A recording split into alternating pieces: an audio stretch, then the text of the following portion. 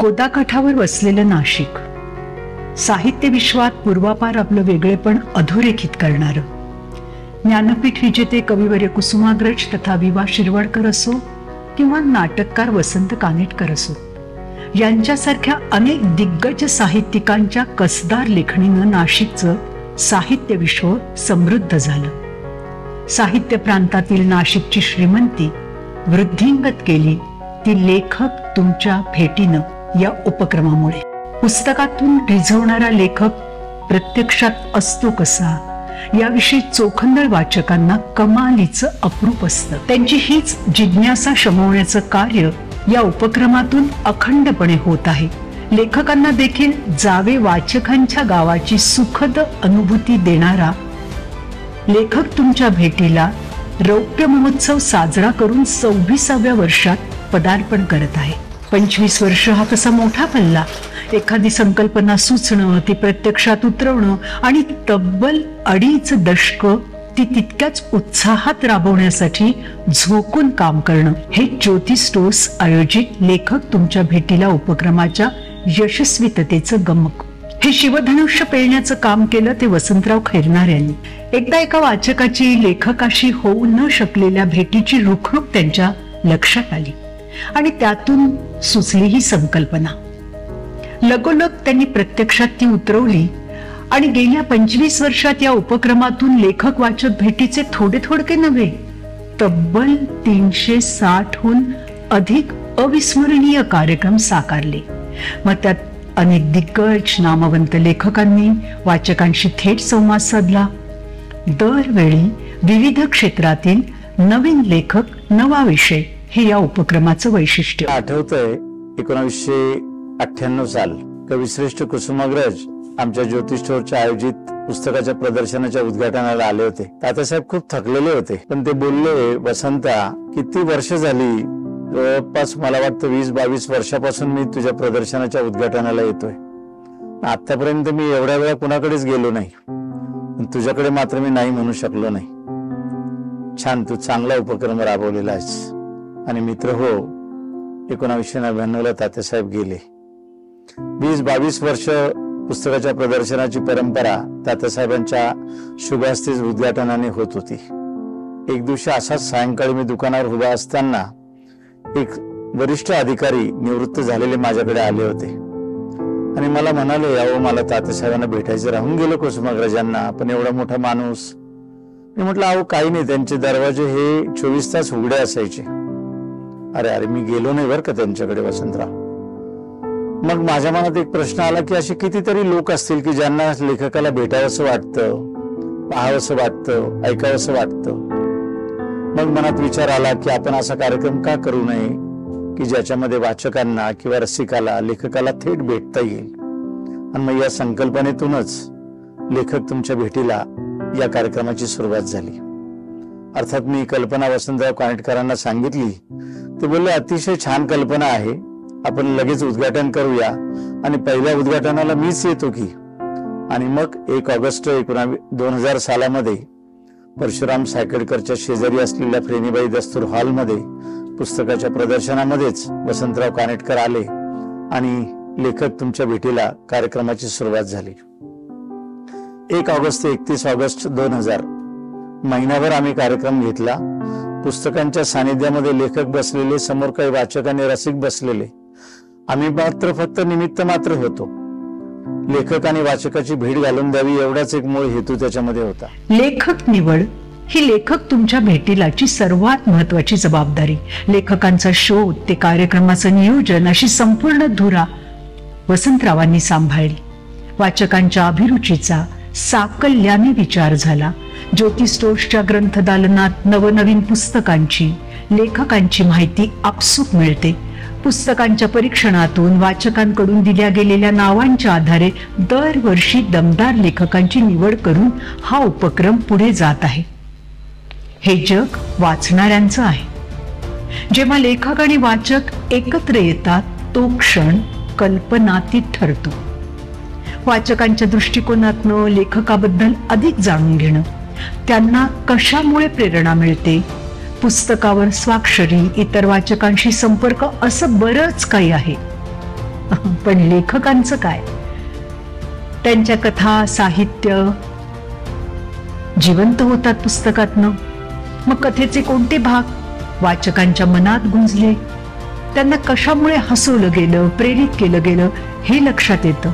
वाचकांची भेट, त्यांच्याशी चर्चा लेखकांना त्यांच्या नव्या लिखाणालाही प्रेरणादायी ठरतं.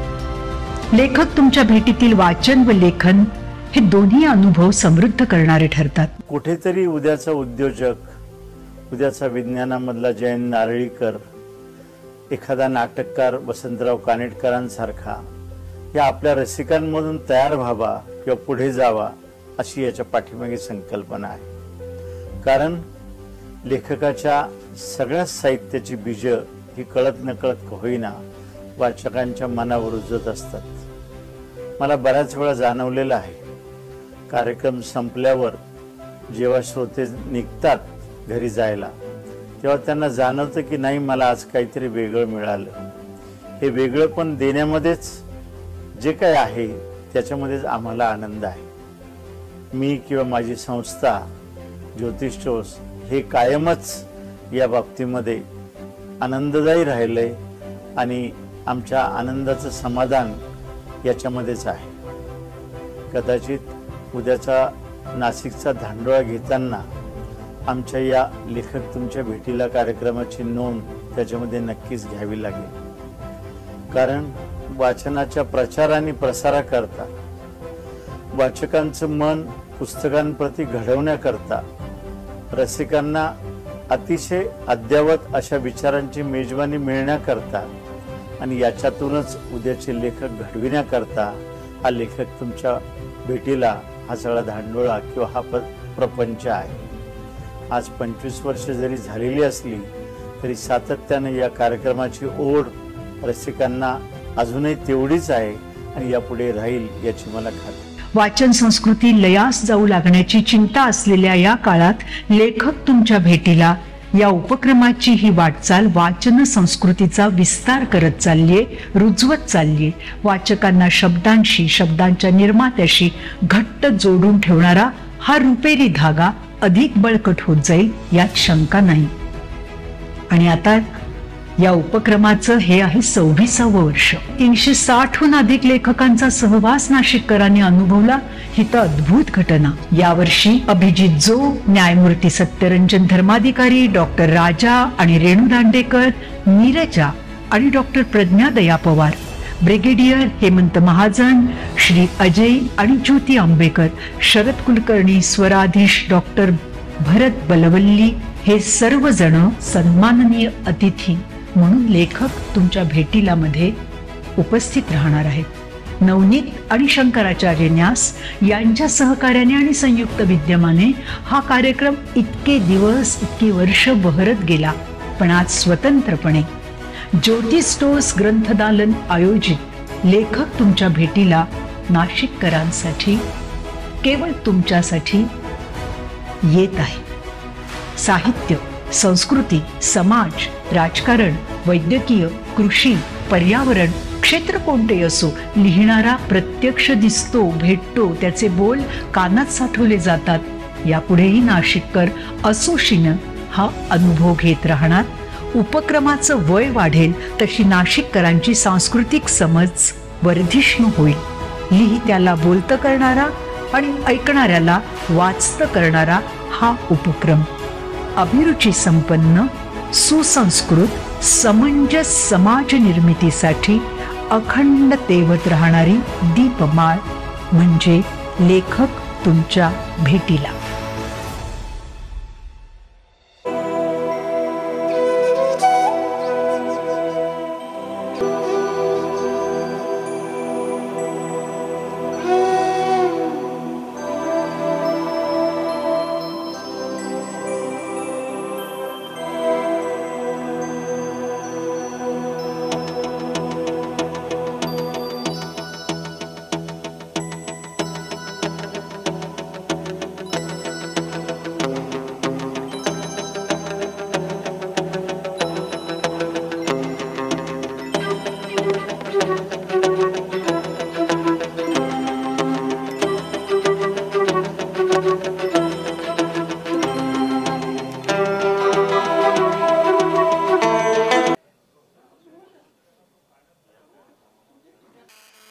सुस्वागतम.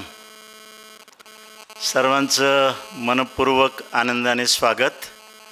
आजचे आपले पाहुणे आदरणीय ज्येष्ठ लेखक माननीय श्री अभिजितजी जोग साहेब आपल्यामध्ये उपस्थित झाले. जोरदार टाळ्या वाजून आपण त्यांचं स्वागत करूया.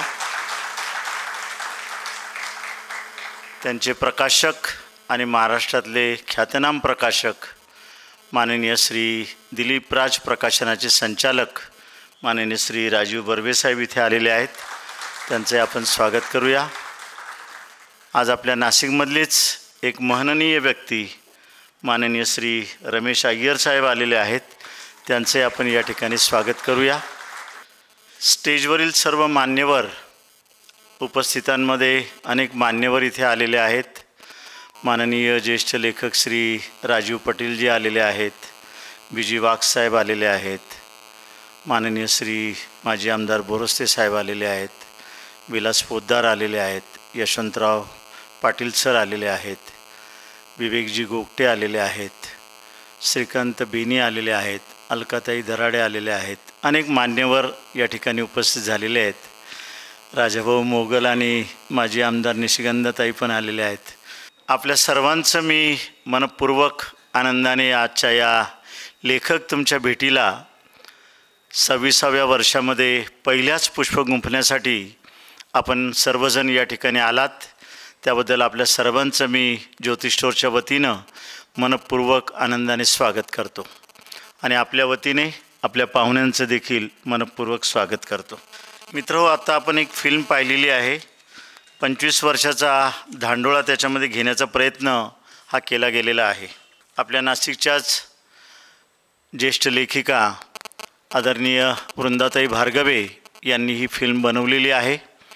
त्यांचे मी या ठिकाणी आनंदाने आभार व्यक्त करतो आणि वडिलांच्या स्मृतीला अभिवादन करून आजचं हे पहिलं विचारपुष्प वर्ष 26वं असं लेखक तुमच्या भेटीला आपल्याला सर्वांना निमंत्रण पत्रिका मिळालेली आहेच आणि आज या पहिल्या पुष्पाच्या निमित्तानं आपण सर्वजण आलात त्याबद्दल पुन्हा एकदा स्वागत करतो. आज अभिजित जोग साहेब यांना आपण ऐकणार आहोत. भारत सत्य, सत्व आणि स्वत्व या त्यांच्या गाजलेल्या पुस्तकाच्या संदर्भामध्ये भारताचा एक वेगळ्या पद्धतीनं धांडोळा त्यांनी घेतलेला आहे किंवा भारताचा विकास किंवा शोध घेण्याचं काम त्यांच्या या पुस्तकाच्या माध्यमातून केलं गेलेलं आहे. सविस्तर त्यांचा परिचय आपल्याला बर्वे साहेब करून देतीलच. येणाऱ्या शनिवारी म्हणजे परवाच न्यायमूर्ती सत्यरंजन धर्माधिकारी यांना आपण निमंत्रित केलेलं आहे. आपल्यापैकी बऱ्याचशांनी आदरणीय चंद्रशेखर धर्माधिकारी यांना ऐकलं असेल, जे कुसुमाग्रज प्रतिष्ठानचे माजी अध्यक्ष होते, ज्येष्ठ साहित्यिक होते आणि मुंबईच्या उच्च न्यायालयामध्ये न्यायमूर्ती देखील होते. त्यांचे हे चिरंजीव आदरणीय न्यायमूर्ती सत्यरंजन धर्माधिकारी हे देखील आता उच्च न्यायालयामधून निवृत्त झालेले आहेत आणि त्यांचे अनेक लेख वर्तमानपत्रामध्ये आपण वाचले असतील. त्यांना आपण या शनिवारी बोलवलेलं आहे.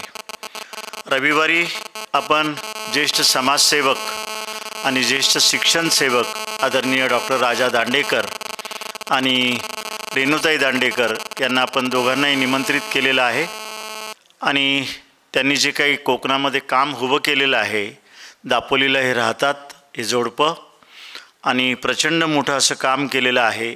लोकसाधनेच्या माध्यमातून हा जो काही प्रवास आहे आपण त्यांच्या दोघांकडूनही या ठिकाणी ऐकणार आहोत.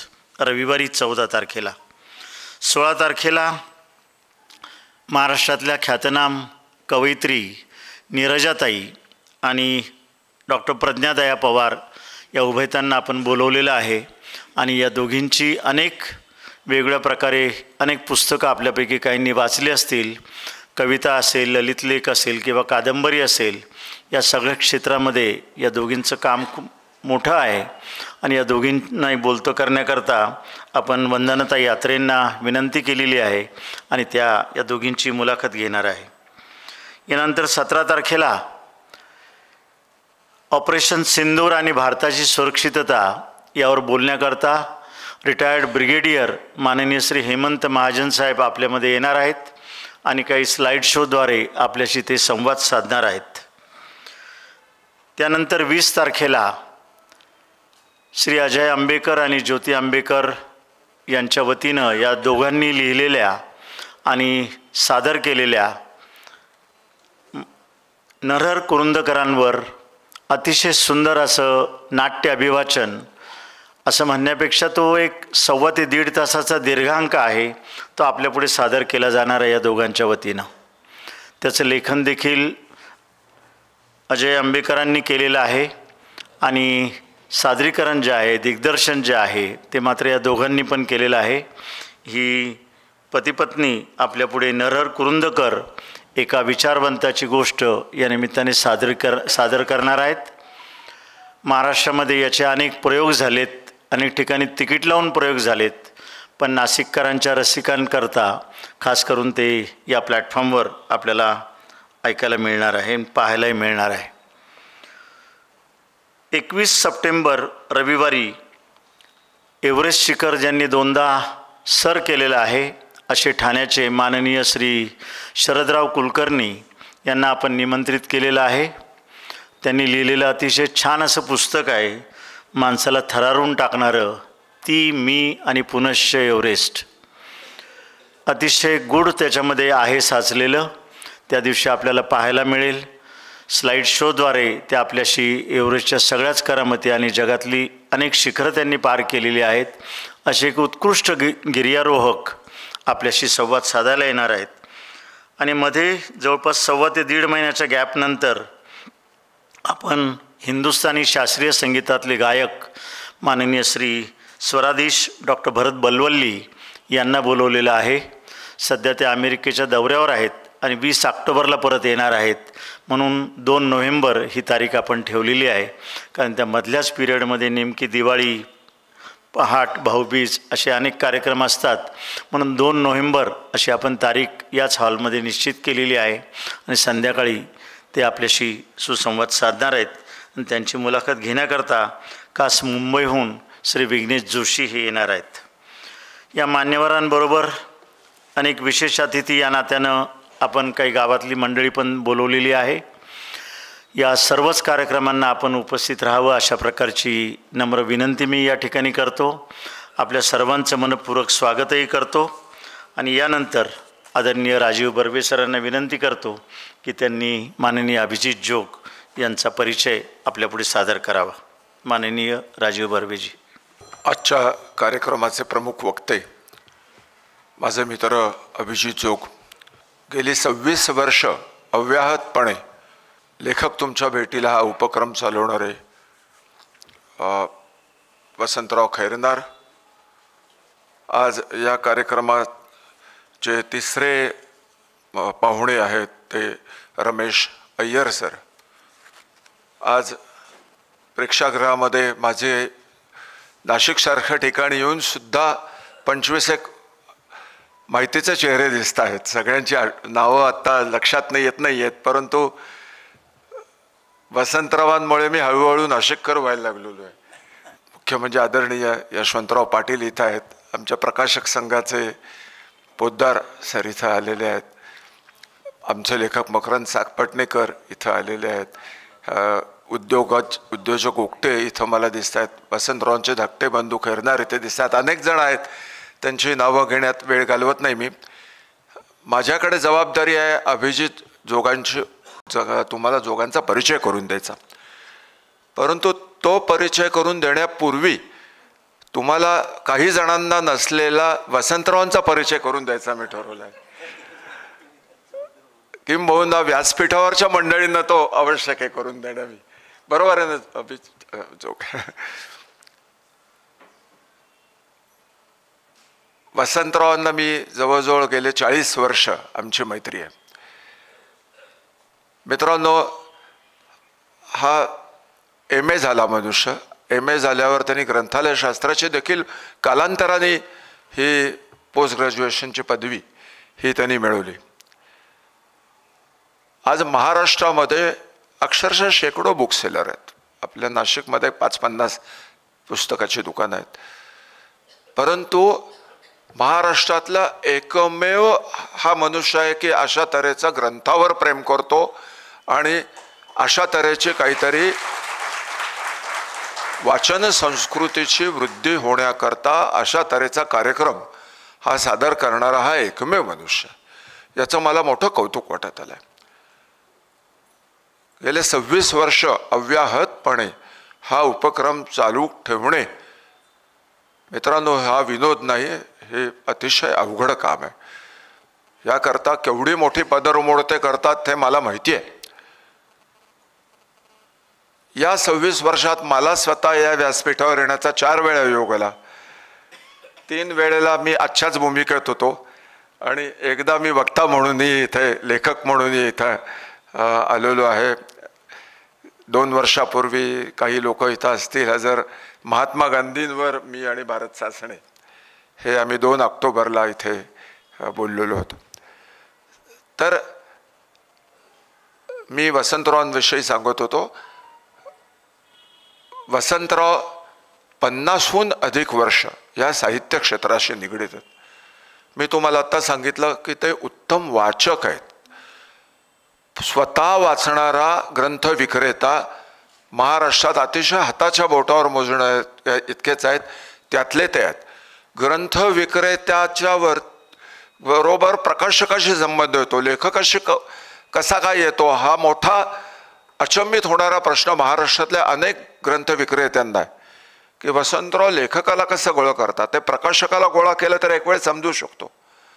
मी तर त्यांना जादूगार म्हणतो, कारण ते काय काय करामती करत असतात.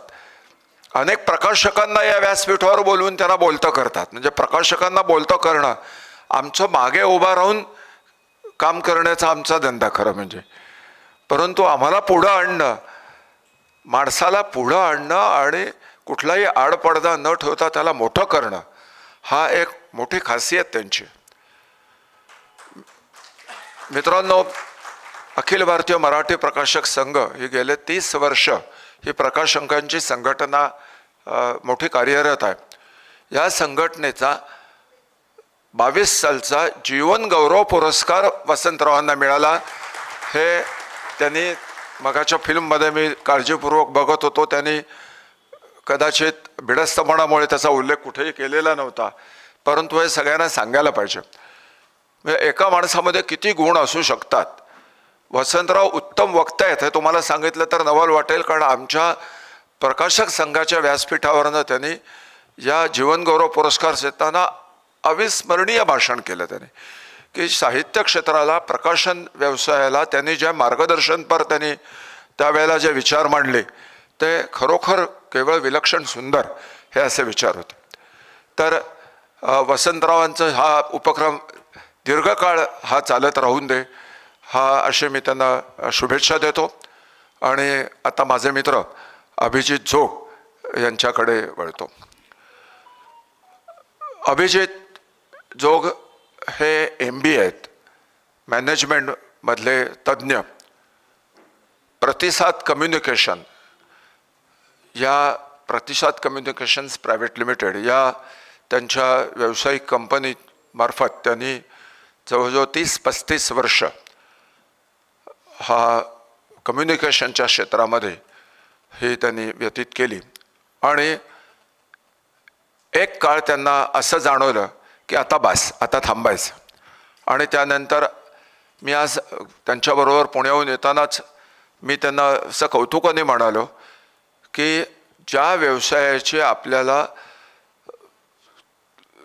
25, 30, 35 वर्ष ओळख झालेली असते किंवा आपण तिथं रोज बसायची सवय झालेली असते, तो व्यवसाय एका दिवसात त्यातनं बाजूला होऊन आपण नवीन क्षेत्र निवडायचं हे केवळ विलक्षण आहे.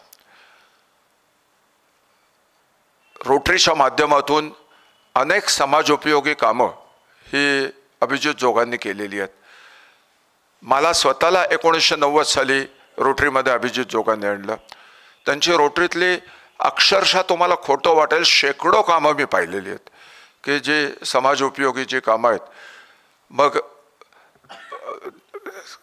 अगदी सर्व क्षेत्रातली, शैक्षणिक क्षेत्र असो, सामाजिक क्षेत्र असो, वेगवेगळ्या क्षेत्रातनं ही जी समाजोपयोगी जी कामं आहेत ही त्यांनी ही पार पाडलेली आहेत.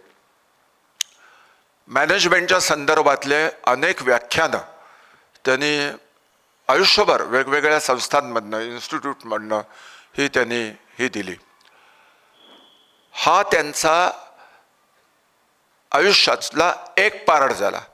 म्हणजे मला नेहमी असं वाटतं की एकाच खाणीत हिरेही सापडावेत आणि सोनंही सापडावं, असा मला माझा मित्र अभिजित हा वाटतो. याचं कारण असं की ही जी मी तुम्हाला आधी ओळख सांगितली, हा त्यांचा आयुष्यातला एक भाग झाला मॅनेजमेंटचा. पण दुसरा भाग असा आहे की ब्रँडिंग क्षेत्रातले तज्ज्ञ हे त्यांना समजलं जातं, आणि दुसरा भाग जो आहे तो साहित्याचा आहे. तो म्हणजे एकाच माणसामध्ये खरं म्हणजे वृक्ष व्यवसाय केल्यानंतर साहित्याशी निगडीत हे आपण त्याच्यात वावरायचं आणि त्याच्यात चपखलपणे स्वतःचं नाव महाराष्ट्रामध्ये उज्ज्वल करायचं, ही मोठी अवघड गोष्ट आहे. परंतु याच्यामध्ये त्यांनी स्वतःचं नाव आज महाराष्ट्रभर हे कमावलं आहे. ब्रँडिंगमध्ये त्यांचा जो अनुभवाचा फायदा घेऊन त्यांनी ब्रँडनामा 1 आणि त्यानंतर ब्रँडनामा 2 हे ग्रंथ हे सिद्ध केले. परंतु याहीपेक्षा त्यांची जी साहित्यातली मोठी ओळख आहे, तो जो त्यांनी सध्या वसा घेतलेला आहे, तो असा आहे की भारताचा इतिहास लोकांपुढे खरा इतिहास मांडण्याचा. अभिजित जोगांचा आवडता विषय इतिहास हा त्यांचा अत्यंत आवडता विषय. हा आवडता विषयाचा योग्य फायदा घेणं, अक्षरशः हजारो पानं त्यांनी वाचली, पूर्वापार अनेक तपशीलवार सगळ्याचा अभ्यास केला. त्यांच्या भाषणातनं तुमच्या हे लक्षात येईल. आणि भारताचा खरा इतिहास हा जनतेपुढे मांडायचा त्यांनी ठरवलं आणि तो मांडायला सुरुवात केली. हा म्हणताना पहिल्यांदा असत्यमेव जयते ही गाजलेली कादंबरी त्यांनी हे गाजलेलं पुस्तक त्यांनी काढलं, कादंबरी नव्हे, हे गाजलेलं पुस्तक त्यांनी सिद्ध केलं. त्यातनं पहिल्यांदा त्यांनी ही ओळख करून दिली. त्याच्या 5 आवृत्त्या ह्या प्रकाशित झाल्या. त्यानंतर डावी वाळवी आपल्याला सगळ्यांना माहीत असेल, हे 2 वर्षापूर्वी पुस्तक प्रकाशित झालं. पुण्याला राष्ट्रीय स्वयंसेवक संघाचे सरसंघचालक मोहन भागवत हे यांच्या हस्ते हे पुस्तक प्रकाशित झालं. मित्रांनो, मोहन भागवतांच्या हस्ते आपलं पुस्तक प्रकाशित व्हावं याच्याकरता फार मोठे राजकीय नेत्यांपासून अनेक मोठे लोक हे गणपती पाण्यात बुडवून बसलेले असतात. परंतु मोहन भागवत साधारणपणे 500 कार्यक्रमांना नकार दिल्यानंतर एका कार्यक्रमाला जातात, आणि त्यातलं त्यांचं पुस्तक होतं. त्यांनी ते पुस्तक पाठवल्यानंतर, डावी वाळवी पुस्तक वाचल्यानंतर आम्हाला कळवलं की या कार्यक्रमाला मी येणार, आणि त्यांच्या हस्ते ह्या डावी वाळवीचं प्रकाशन झालं. प्रकाशन समारंभातच एक पूर्ण आवृत्ती संपून आणखीन 400-500 प्रतींची नोंदणी झालेली होती. म्हणजे कल्पना करा, त्या पुस्तकाच्या 2 वर्षात 1 डझन म्हणजे 12 आवृत्त्या या प्रकाशित झाल्या. त्याच्यानंतर आता भारत सत्य सत्व हे पुस्तक हे आता नुकतंच प्रकाशित झालं आहे. या पुस्तकाच्या माध्यमातून देखील त्यांनी भारताची खरी ओळख ही लोकांना करून द्यायची ही ठरवलेली आहे, आणि त्यानुसार हे कार्य करायला ते फक्त महाराष्ट्रात नव्हे तर भारतभर हे हिंडत असतात. उद्या संध्याकाळी पुण्यात त्यांचं व्याख्यान आहे, चेन्नईला 14 तारखेला त्यांचं व्याख्यान आहे. भारतभर याकरता ते मराठी, हिंदी, इंग्रजी या तिन्ही भाषातनं ही त्यांनी एक प्रकारची चळवळ ही त्यांनी अंगीकारलेली आहे, आणि ते पार पडत असतात. मित्रांनो, असं म्हटलं जातं की ज्यांच्या संगतीत ही चांगली माणसं असतील, मोठी आणि खरी माणसं असतील, तो मनुष्य मोठा असं आपल्याकडे समजलं जातं, असं सुभाषित आहे. मला माझं लांबलेलं हे प्रास्ताविक सांगताना मला असं म्हणावं असं वाटतं की वसंतराव आणि अभिजित सारखे मित्र जर 35-40 वर्ष असतील तर माझ्यावरही चांगले संस्कार हे कदाचित हे होत जातील, आणि त्यामुळे त्यांच्यामुळे मी मोठा झालो असं म्हणायला हरकत नाही, कारण एवढे चांगले मित्र हे गेले अनेक दशके हे माझे मित्र हे राहिलेले आहेत. तर मी आपणापुढे सादर करतो अभिजित जोग. त्यांचा खरा परिचय हा त्यांच्या भाषणातूनच होईल. मला इथं वसंतरावने बोलवलं याबद्दल त्यांचे मनापासून आभार मानतो, धन्यवाद देतो आणि थांबतो. आपल्या सर्व उपस्थितांच्या वतीनं आणि ज्योतिष्ठोरच्या वतीनं माननीय श्री अभिजित जोग यांचं आपण या ठिकाणी पुस्तक आणि पुष्पगुच्छ देऊन स्वागत करूया.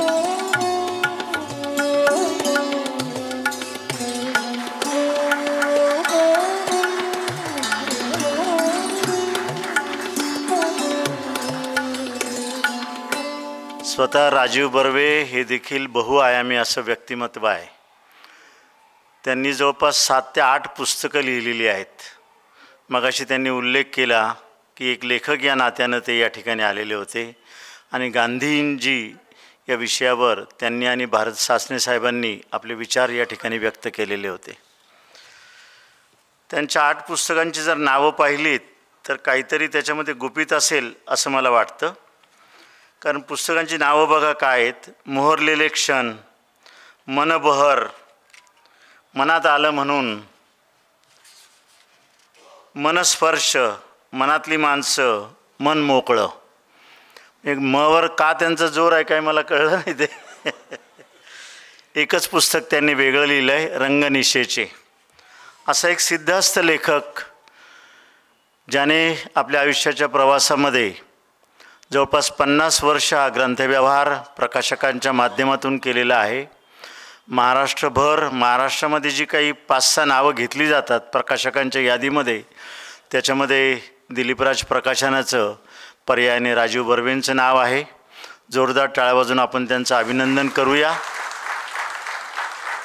स्वतः BCom आणि MA गोल्ड मेडलिस्ट आहेत. अतिशय चांगले असे वक्ते आहेत आणि गेल्या 9-10 वर्षापासून अखिल भारतीय मराठी प्रकाशक संघाचे ते अध्यक्ष आहेत. आणि अनेक ठिकाणी प्रकाशकांना सातत्यानं पुढे आणण्याचं काम, प्रकाशकांची पुस्तकं, मराठी पुस्तकं ही शासनापर्यंत पोहोचवण्याचं काम हे त्यांनी अनेक वर्ष केलेलं आहे आणि ते करत चाललेले आहेत. या निमित्ताने मराठी पुस्तकं सगळीकडे पोचली पाहिजेत हाच एक त्यांच्या त्या दृष्टीने ते प्रयत्नशील असतात. परदेशात देखील अनेक ठिकाणी पुस्तकांची एक्झिबिशन्स होतात. मग ते लंडनचं असेल किंवा अमेरिकेला BMMचं कन्व्हेन्शन असेल, अशा अनेक ठिकाणी पुस्तकं पाठवली जातात. हे करत असताना रोटरीच्या माध्यमातून त्यांनी अनेक संस्थांच्या पाठीमागे भरभक्कम असा आधार उभा केलेला आहे. कोरोनाच्या काळामध्ये अनेक कुटुंबांच्या पाठीमागे ते उभे राहिलेत. आर्थिक मदत त्यांनी केली. मराठी साहित्य परिषद जी आहे त्या ठिकाणी नुकताच एक हॉल त्यांनी बांधून दिलेला आहे आणि स्वतःच्या ट्रस्टतर्फे कुटुंबियांतर्फे 10 लाख रुपयाचं डोनेशन हे त्यांनी मराठी साहित्य परिषदेला दिलेलं आहे. अशा अनेक गोष्टी आहेत. हॉस्पिटलला ॲम्ब्युलन्स देण्यापासून तर गरीब कुटुंबांच्या पाठीमागे उभं राहण्याकरता अनेक मदती त्यांनी उभ्या केलेल्या आहेत. झोपडपट्टीतल्या मुलांकरताही काम केलेलं आहे. त्यांच्या प्रकाशन संस्थेमध्ये आत्तापर्यंत 2950 पुस्तकाचं प्रकाशन यांच्या संस्थेने केलेलं आहे आणि त्यातल्या जवळपास 131 पुस्तकांना राज्य पुरस्कार आणि राष्ट्रीय पुरस्कार देखील मिळालेले आहेत. मला सांगायला अतिशय आनंद वाटतो की 2002मध्ये तत्कालीन आपल्या भारताचे राष्ट्रपती माननीय श्री डॉक्टर अब्दुल कलाम यांच्या हस्ते सुवर्णकमळ देऊन राजीव बर्वे यांचा सत्कार हा 2002मध्ये झालेला होता आणि प्रकाशक संघाला एक चांगल्या प्रकारचं स्थान त्यांनी मिळवून दिलेलं आहे. आज देखील मराठी पुस्तकांच्या बाबतीमध्ये अनेक प्रकाशकांना त्यांनी जोडून ठेवून सातत्यानं शासनाच्या वतीनं ही अधिकाधिक मराठी पुस्तकं ग्रंथालयांमध्ये, शाळांमध्ये आणि शासनाच्या पातळीवर घेतली जातील याकरता ते प्रयत्नशील असतात. अशा अनेक प्रसंग आहेत. महाराष्ट्र साहित्य परिषदेचे ते सध्या उपाध्यक्ष आहेत. मराठी अभ्यास मंडळ जे आहे सावित्रीबाई फुले पुणे विद्यापीठाचं, त्याच्यावर देखील ते सदस्य या नात्यानं आहेत. सुभाष एज्युकेशन सोसायटी पुण्याची त्याचे ते अध्यक्ष आहेत. युनायटेड वेस्टर्न सहकारी गृहरचनेचे ते चेअरमन आहेत आणि विशेष म्हणजे मगाशी सांगितल्याप्रमाणे 4 चित्रपट त्यांच्या नावावर आहेत. 4 चित्रपटांचं निर्मिती आणि दिग्दर्शन त्यांनी केलेलं आहे आणि काही चित्रपटांमध्ये अभिनेता म्हणून काम देखील केलेलं आहे. असे राजीव बर्वे आमच्या शब्दाला नेहमीच मान देतात आणि आपल्या चांगल्या लेखकाला घेऊन ते नाशिकला अनेक वेळा आलेले आहेत. आमच्या या 25-26 वर्षाच्या प्रवासामध्ये अनेक वेळा त्यांचा हा सहवास या ठिकाणी लाभला. त्याबद्दल ज्योतिष्ठोरच्या वतीनं आणि नाशिककरांच्या वतीनं मी आनंद व्यक्त करतो आणि अभिजित जोग साहेबांना विनंती करतो की आम्हा नाशिककरांच्या वतीनं राजीव बर्वे सरांचं तुम्ही या ठिकाणी पुस्तक आणि पुष्पगुच्छ देऊन स्वागत करावं.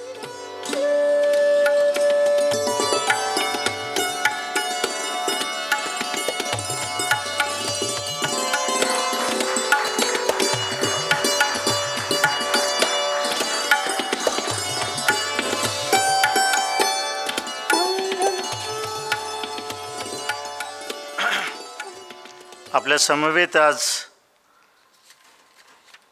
रमेश अय्यर साहेब बसलेले आहेत.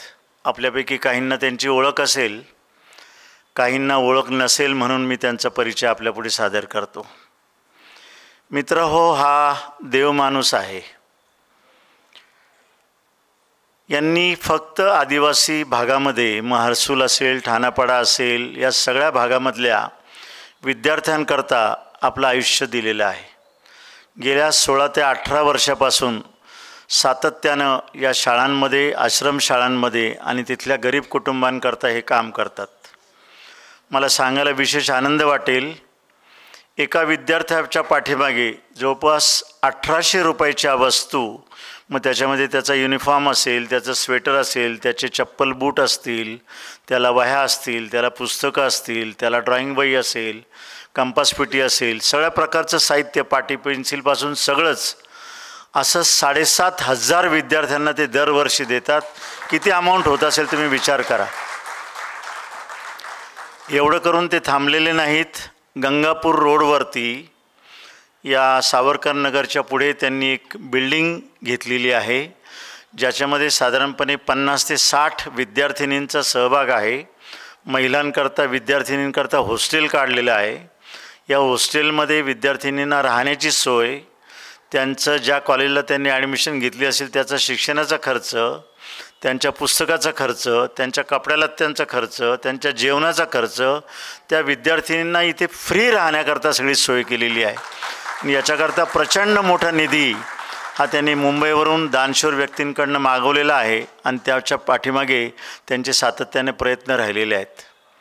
मला सांगायला आवडेल की हर्सूलच्या पुढे ठाणापाडा आहे, त्याच्या पुढे एक हिवाळी नावाचं गाव आहे की ज्या तिथल्या शिक्षकाला, मुख्याध्यापकाला राष्ट्रपती पुरस्कार मिळालेला आहे. त्या ठिकाणी सकाळी 9 ते रात्री 9 अशी शाळा चालवली जाते. त्या विद्यार्थ्यांना नीट बसण्याची सोय तिथे नव्हती.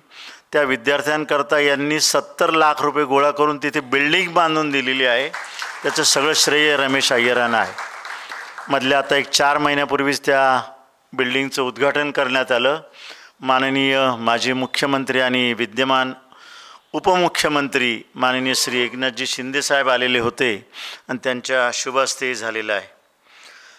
7 ते 8 ठिकाणी त्यांची ग्रंथालयं चालू आहेत. त्याच्यामधून सातत्यानं स्पर्धा परीक्षांवर जोर दिलेला असतो की जेणेकरून विद्यार्थ्यांना कुठल्याही स्पर्धा परीक्षेला बसायचं असेल तर त्याचं पुस्तक त्या ठिकाणी उपलब्ध असतं.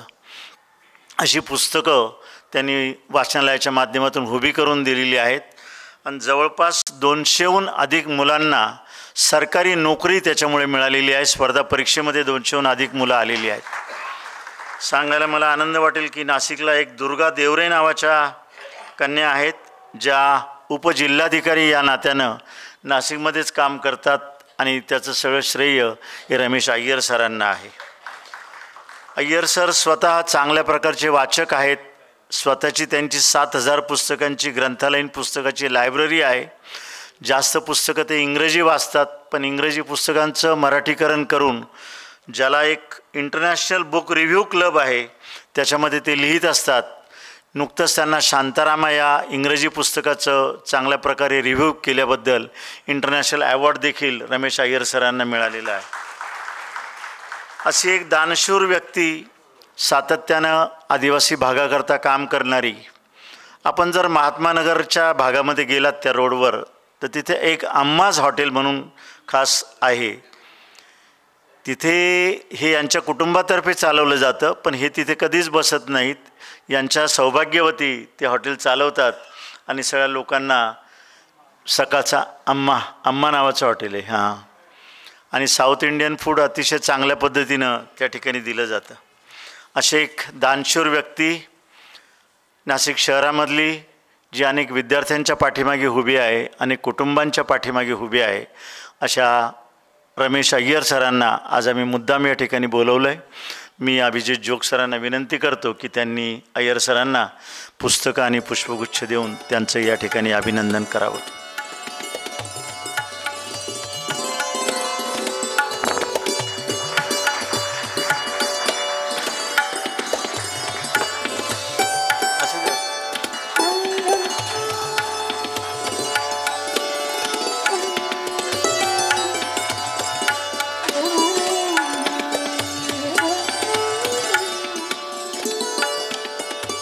त्यांना अनेक वर्षापासून मी बोलवतो, परंतु ते यावर्षी राजी झाले आणि यायला तयार झाले, नाही तर ते यायलाच तयार नव्हते.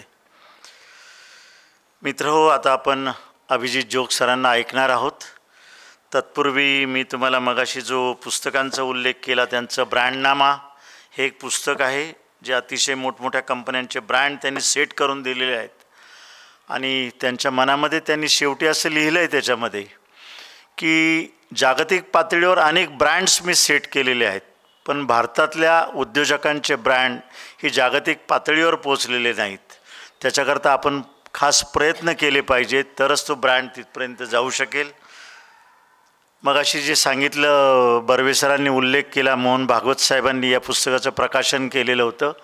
अतिशय गाजलेलं पुस्तक, जगाला पोखरणारी डावी वाळवी, ज्याच्या 12 आवृत्त्या निघालेल्या आहेत. ते पुस्तक देखील आज उपलब्ध आहे. आणि नुकतंच लिहिलेलं रामनवमीच्या शुभमुहूर्तावर 6 एप्रिलला या पुस्तकाचं प्रकाशन झालं पुण्याला. भारत सत्य, सत्व आणि स्वत्व या तिन्ही पुस्तकं आज खास राजीव बर्वे यांच्या सहकार्यामुळे आपल्या रसिकांना अत्यंत कमी किमतीमध्ये उपलब्ध आहेत. आपल्याला वाटलं तर त्याचा लाभ आपण जाताना घेऊ शकता. ते स्वाक्षरी देखील आपल्याला देतील. मी आपल्या सर्वांच्या वतीनं आदरणीय जोग सरांना विनंती करतो की त्यांनी भारताचा जो काही नवीन शोध आहे किंवा जी काही दृष्टी आहे ती आपल्यापुढे मांडावी. आदरणीय जोग सर.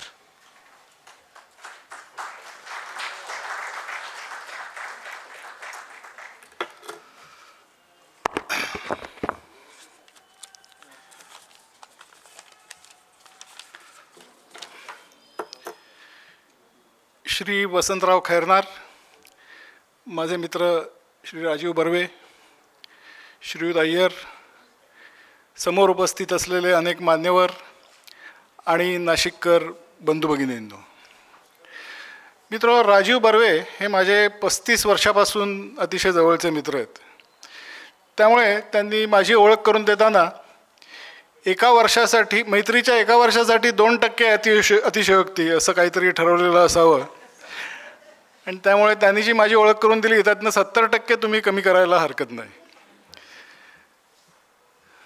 मित्र, आपण जर असं विचारलं की कुठल्याही देशाकडे असलेली सगळ्यात मौल्यवान गोष्ट कुठली, तर अशी उत्तरं येतील की कदाचित त्या देशाची मानव संसाधन ज्याला आपण म्हणतो, किंवा तिथले लोक, किंवा त्या देशाकडे असलेली धनसंपत्ती, खनिज संपत्ती, त्याची लष्करी शक्ती, अशी अनेक उत्तरं येऊ शकतात. पण माझ्या मते कुठल्याही देशाकडे असलेली सगळ्यात महत्त्वाची आणि मोलाची गोष्ट कुठली जर असेल तर त्या देशाची खरी ओळख.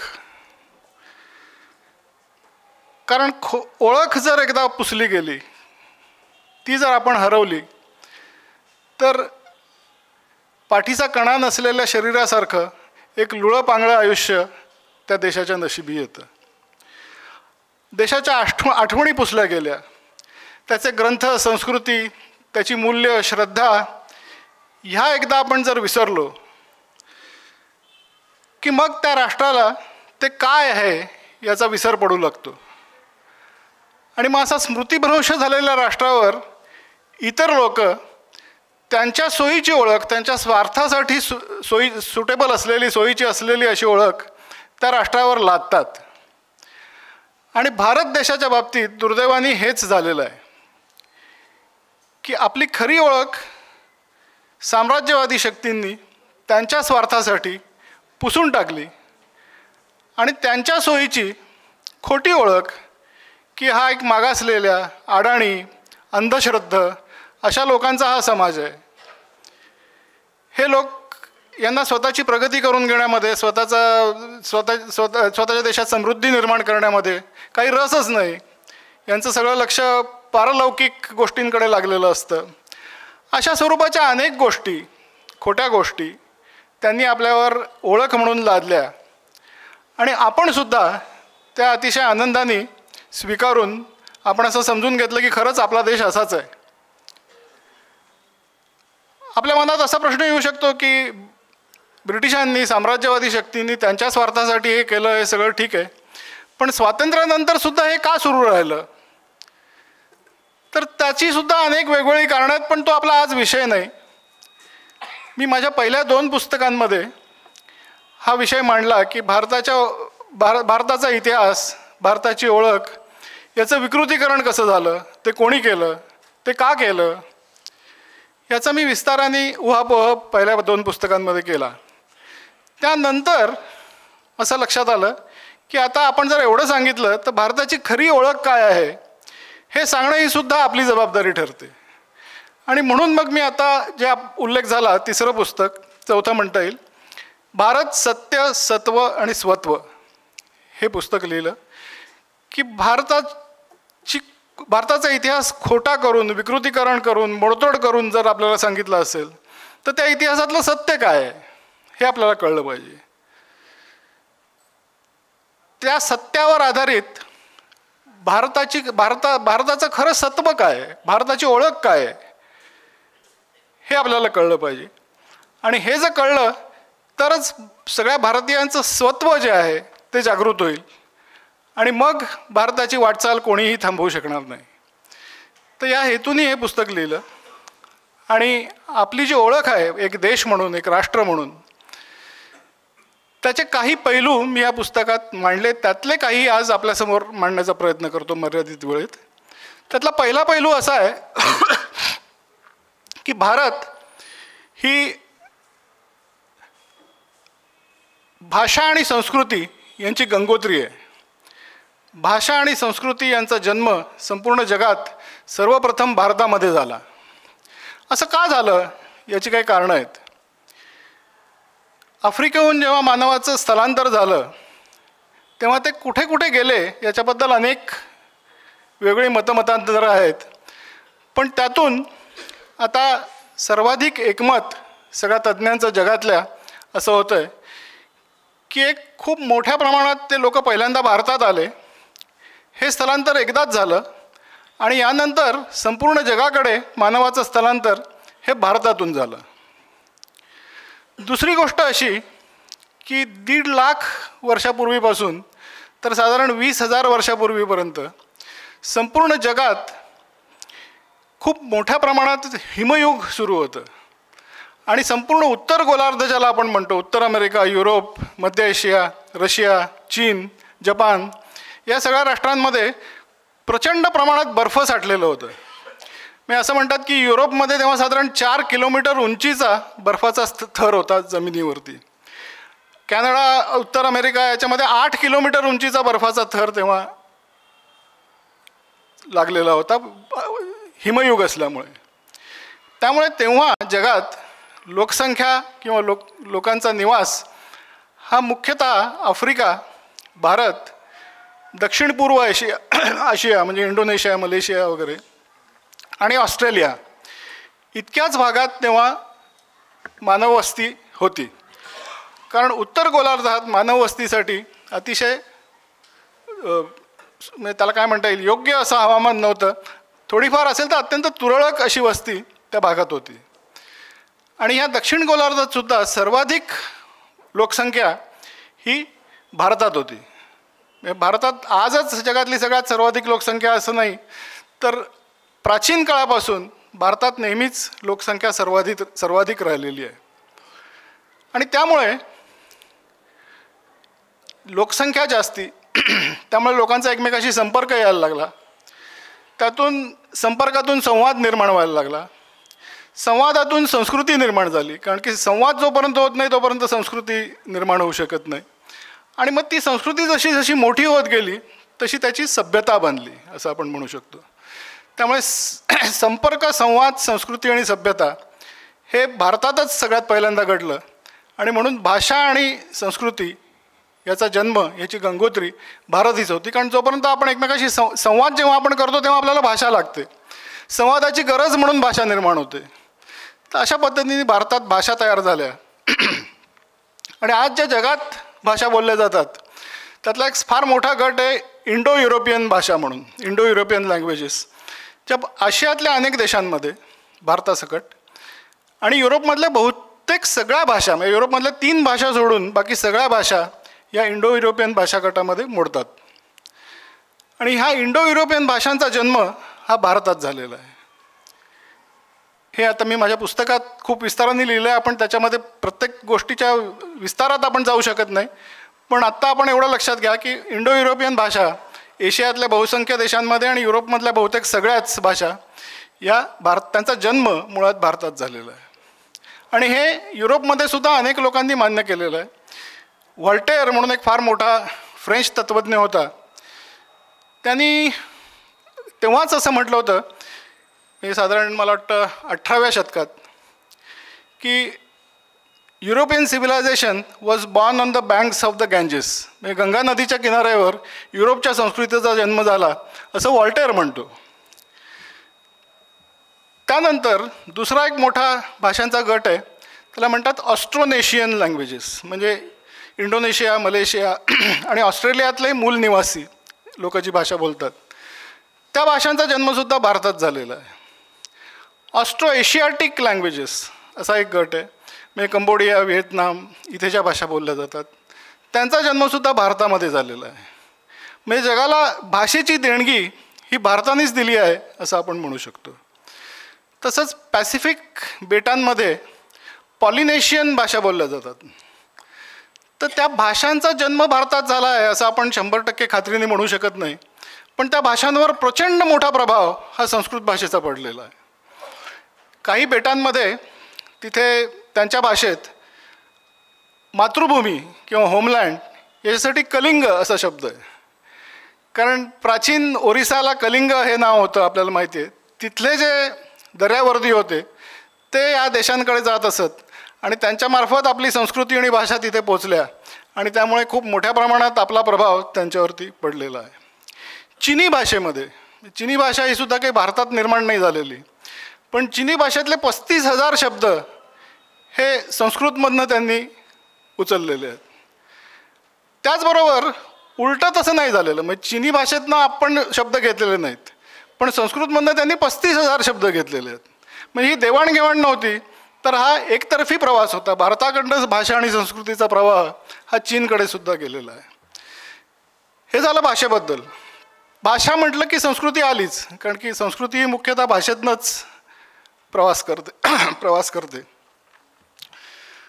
तर आपण जर बघितलं तर मध्य आशिया म्हणजे अफगाणिस्तान, कझाकस्तान, उझबेकिस्तान हे सगळा प्रदेश आहे.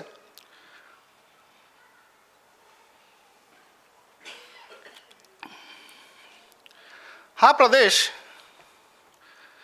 एकेकाळी भारतच होता असं म्हटलं तरी हरकत नाही, कारण इथे आधी हिंदू धर्माचा आणि नंतर बौद्ध धर्माचा पूर्णपणे प्रभाव होता. तिथे विष्णू, शंकर, गणपती या सगळ्या देवतांचं पूजन होत असे. संस्कृत भाषा तिथे बोलली जात असे. असं अनेक विद्वान मानतात की गणपती या देवतेचा जन्मच अफगाणिस्तानमध्ये झालेला आहे. चिनी प्रवासी होता एक ह्युएनसांग नावाचा, तो जेव्हा भारतात आला तेव्हा तो वर्णन करतो की मी जेव्हा ताजिकिस्तान ज्याला आज आपण म्हणतो त्या भागात पोचलो तेव्हा मला असं वाटलं, तेव्हा भारतीय संस्कृतीचा गंध मला येऊ लागला. आणि तो म्हणतो मला असं वाटलं की भारताने आपले बाहू पसरलेत मला जवळ घेण्यासाठी. म्हणजे हा जो सगळा प्रदेश होता तो तेव्हा भारतच होता असं आपण म्हणू शकतो. तसंच दक्षिण पूर्व एशिया म्हणजे इंडोनेशिया याला भारताचा पूर्व किनारा असं म्हटलं जायचं. म्हणजे टॉलेमी नावाचा एक ग्रीक विद्वान होता, तो भारताचे 2 भागांची कल्पना करत असे, इंडिया इंट्रा गँजेम आणि इंडिया एक्स्ट्रा गँजेम. इंडिया इंट्रा गँजेम म्हणजे गंगेच्या अलीकडचा म्हणजे पश्चिमेकडचा प्रदेश, आणि इंडिया एक्स्ट्रा गँजेम म्हणजे गंगेच्या पूर्वेकडचा प्रदेश जो इंडोनेशियापर्यंत आहे असं मानलं जायचं. साधारण इसवी सन 1605 British east India company, French east India company, Dutch east India company या सगळ्या स्थापन झाल्या. त्यांचं कार्यक्षेत्र हे इंडोनेशियापर्यंत होतं, कारण की ते इंडोनेशिया हा भारताचा पूर्व भाग आहे असं समजायचं. आणि इंडोनेशियाच्या पलीकडचा जो समुद्र आहे तो भारताच्या पूर्वेकडचा समुद्र असं तेव्हा मानलं जायचं. म्हणजे किती विस्तीर्ण प्रदेशात भारतीय संस्कृतीचा प्रभाव होता हे आपण समजून घेतलं पाहिजे. दुसरं, जपानमध्ये जितक्या देवतांची पूजा केली जाते त्यातल्या 80% या भारतातनं गेलेल्या आहेत. म्हणजे तिथे गणपतीची पूजा केली जाते, सरस्वतीची पूजा केली जाते, यमाचा जो चित्रगुप्त असतो त्याची पूजा केली जाते. नावं वेगळी आहेत पण ते त्यांचं मूळ हे जे आहे हे या देवतांमध्ये आहे. तसंच चीनमध्ये ज्याला आपण म्हणतो मार्शल आर्ट्स, भारतातनं गेलेल्या बोधीवर्मन नावाचा एक दक्षिण भारतातनं गेलेला राजपुत्र होता. त्यांनी तिथे शाओलिन टेम्पलमध्ये ही सगळी विद्या किंवा हे ज्ञान त्यांना दिलं. आणि मार्शल आर्ट्समध्ये नुसतं मारामारी किंवा असं नसतं, फिजिकल ॲक्टिव्हिटी नसते, तर त्याच्या मुळाशी ध्यान हा सगळ्यात महत्त्वाचा भाग असतो. मनावर नियंत्रण हे त्याचा गाभा असतो. आणि या ध्यान या शब्दातूनच जपानमध्ये जो झेन बुद्धिझम आहे तो झेन हा शब्द ध्यानवरून आलेला आहे. त्यामुळे चीन असो, जपान असो, कोरिया असो, या सगळ्या प्रदेशात भारतीय संस्कृतीचा फार प्रचंड मोठा प्रभाव हा पडलेला होता. ज्याला आपण इंडोस्फिअर असं म्हणू शकतो. या संपूर्ण प्रदेश हा इंडोस्फिअर होता आणि त्याच्यामध्ये भाषा, संस्कृती हे सगळं भारतातून गेलेलं होतं. इतका प्रचंड मोठ्या प्रमाणात भाषा आणि संस्कृतीचा, म्हणून मी म्हणतो की भारत ही भाषा आणि संस्कृतीची गंगोत्री होती. दुसरी ओळख जर आपण बघितली तर माझ्या मित्र आज इथे आहेत, विवेक गोगटे आहेत, राजू बर्वे आहेत. त्यांना तुम्ही विचारलं तर ते नक्कीच सांगतील की मी आयुष्यात कधीही अध्यात्म आणि तत्त्वज्ञान यांच्या वाट्याला कधी गेलो नाही. पण जेव्हा मी भारताची खरी ओळख काय आहे याचा अभ्यास करायला सुरुवात केली तेव्हा अपरिहार्यपणे मी अध्यात्म आणि तत्त्वज्ञान यांच्यापर्यंत पोचलो. कारण की अध्यात्म आणि तत्त्वज्ञान हा भारताच्या ओळखीचा गाभा आहे असं म्हटलं तरी चालेल. अथर्ववेदात असं म्हटलं आहे की भारत हे राष्ट्र ऋषीमुनींच्या भद्र इच्छेतून निर्माण झालेलं राष्ट्र आहे. आणि हे जे ऋषीमुनी होते यांना हे माहिती होतं की आपल्याला जर खरं ज्ञान मिळवायचं असेल, खऱ्या सत्यापर्यंत पोचायचं असेल तर जगाच्या अंतापर्यंत आपली दृष्टी गेली पाहिजे, त्याचबरोबर मनाच्या तळापर्यंत पण आपली दृष्टी गेली पाहिजे. आणि त्यामुळे आपण विज्ञान आणि तत्त्वज्ञान, विज्ञान आणि अध्यात्म असं वर्गीकरण कधीच केलं नाही. आपले जे ऋषी होते ते तत्त्वज्ञ आणि शास्त्रज्ञ दोन्ही होते. आणि त्यामुळे आपण खऱ्या अर्थाने ज्ञानाची निर्मिती करू शकलो असं मला निश्चितपणे वाटतं. आज आधुनिक विज्ञान क्वांटम थेअरीच्या रूपाने इथपर्यंत पोचलं आहे की खरं ज्ञान ह्या विश्वाचं करून घ्यायचं असेल तर फक्त फिजिक्स पुरणार नाही, तर फिजिक्स आणि फिलॉसॉफी दोन्हीचा आपण अभ्यास केला पाहिजे. सायन्स आणि स्पिरिच्युअलिटी या दोन्हीचा आपण अभ्यास केला पाहिजे. हे आज कळायला लागलं आहे. त्यामुळे आईन्स्टाईनच्या तोडीचा एक नील्स बोर नावाचा शास्त्रज्ञ क्वांटम थेअरीमधला, तो असं म्हणतो की I go to the Upanishads to ask questions. म्हणजे मला काही शंका आली तर त्याचं समाधान करून घेण्यासाठी मी उपनिषदांकडे जातो. जिथे आज आधुनिक विज्ञान पोचतं आहे तिथे आपले ऋषीमुनी हजारो वर्षांपूर्वी पोचले होते. ही अत्यंत अभिमान वाटेल अशी गोष्ट आहे. आणि ती आपल्याला समजून घेणं अतिशय आवश्यक आहे. तेव्हाच आपल्याला कळेल की भारताची खरी ओळख काय आहे, कारण ही भारताची खरी ओळख आहे. आणि म्हणून भारत दुसरा पैलू भारताच्या ओळखीचा, भारत हा जगातला पहिला ज्ञानाधिष्ठित समाज होता. ज्ञानाच्या अनेक शाखांची निर्मिती ही भारतामध्ये झाली. आणि ते आपण का करू शकलो, तर आपलं हे जे तत्त्वज्ञान होतं त्या तत्त्वज्ञानाच्या आधारावर आपण हे करू शकलो. आपण उपनिषदांमध्ये हे समजून घेतलं की सगळ्या जगाची निर्मिती शून्यातून झालेली आहे. म्हणून आपण शून्य आणि अनंत या अमूर्त कल्पना आपण निर्माण करू शकलो हजारो वर्षांपूर्वी, ज्या समजून घ्यायला युरोपला 16व्या शतक उजाडलं. तर म्हणून तत्त्वज्ञान, भारतीय तत्त्वज्ञान हा भारताच्या ओळखीचा गाभा आहे असं आपण म्हणू शकतो.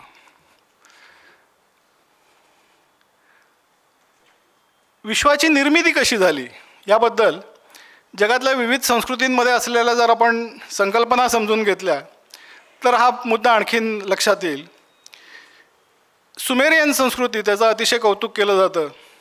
ज्या संस्कृती ज्या आहेत, इजिप्शियन संस्कृती, सुमेरियन संस्कृती, ज्या संग्रहालयात जाऊन बसल्या आहेत, त्या कधीच अस्ताला गेल्या आणि आता संग्रहालयापुरत्या उरल्या आहेत, त्यांचं कौतुक करायला युरोपियन लोकांना फारसं काही जड जात नाही.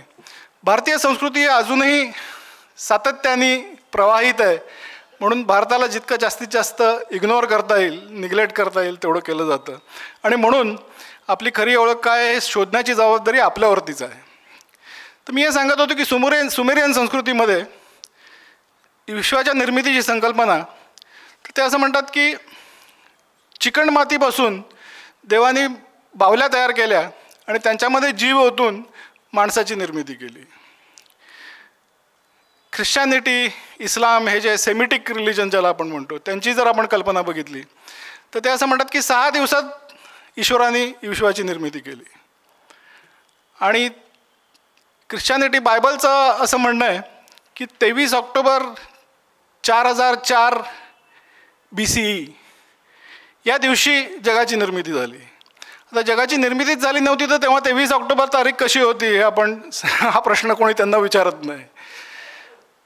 पण आणि त्यांनी मग पहिल्या दिवशी त्यांनी प्रकाश निर्माण केला, दुसऱ्या दिवशी झाडं वगैरे निर्माण केली, तिसऱ्या दिवशी प्राणी निर्माण केले वगैरे, अशी साधारण बाळबोध अशी पूर्णपणे विश्वाच्या निर्मितीची संकल्पना या सगळ्या संस्कृतींमध्ये आहे.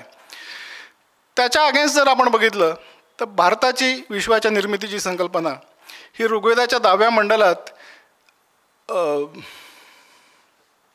एक सूक्त आहे, नासदीय सूक्त. त्या नासदीय सूक्तामध्ये असं सांगितलं आहे की तेव्हा अस्तित्व पण नव्हतं आणि अस्तित्वाचा अभाव पण नव्हता. ही पहिलीच संकल्पना समजून घ्या की किती समजायला अवघड आणि विकसित आहे. आणि त्याच्यानंतर ते जे 10 त्याच्यातले मंत्र आहेत त्याच्यामध्ये ते वर्णन करतात, ते ऑलमोस्ट 100% बिग बँगचं वर्णन आहे. आपण वाचलं तर आपल्याला असं वाटतं की आपण बिग बँगबद्दलच वाचतोय. जी बिग बँग ही आजची विज्ञानाची संकल्पना आहे. ही आपल्या भारतीय ऋषींनी हजारो वर्षांपूर्वी लिहून ठेवलेली आहे. ती आपण नाकारूच शकत नाही की ही आपली संकल्पना होती, हे कोणीही नाकारू शकत नाही. हे ते का करू शकले, कारण शून्य ही अमूर्त संकल्पना आपल्याला ज्ञात होती म्हणून आपण करू शकलो.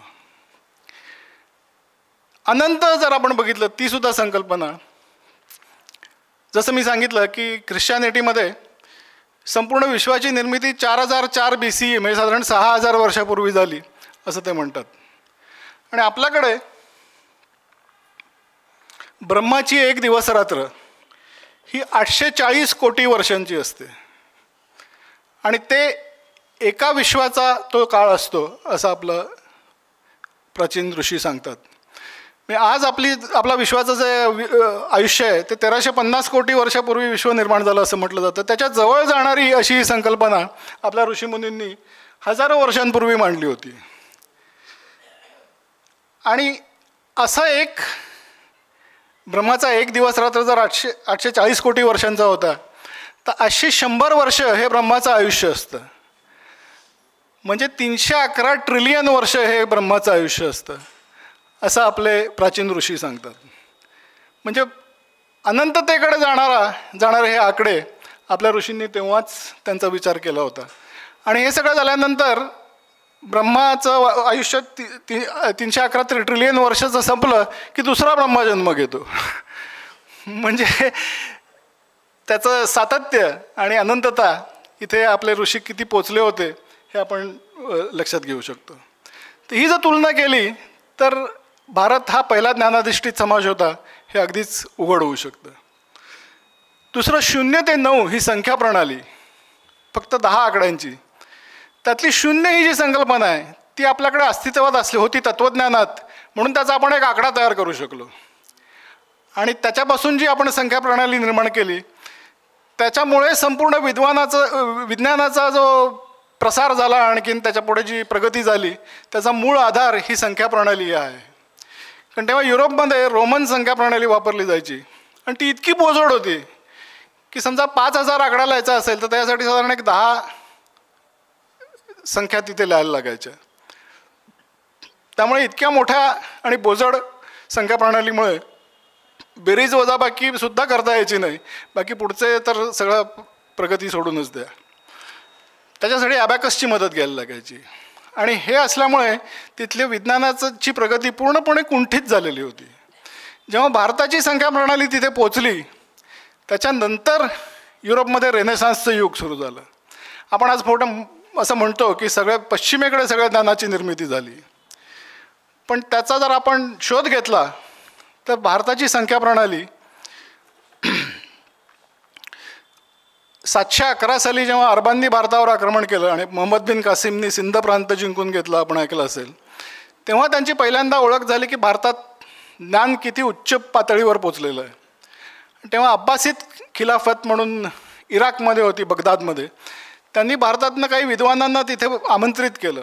कंक म्हणून एक उज्जैनचा विद्वान होता, त्याला तिथे बोलवलं, इतर लोकांना बोलवलं. त्यांच्याकडनं त्यांनी भारताची संख्या प्रणाली समजून घेतली.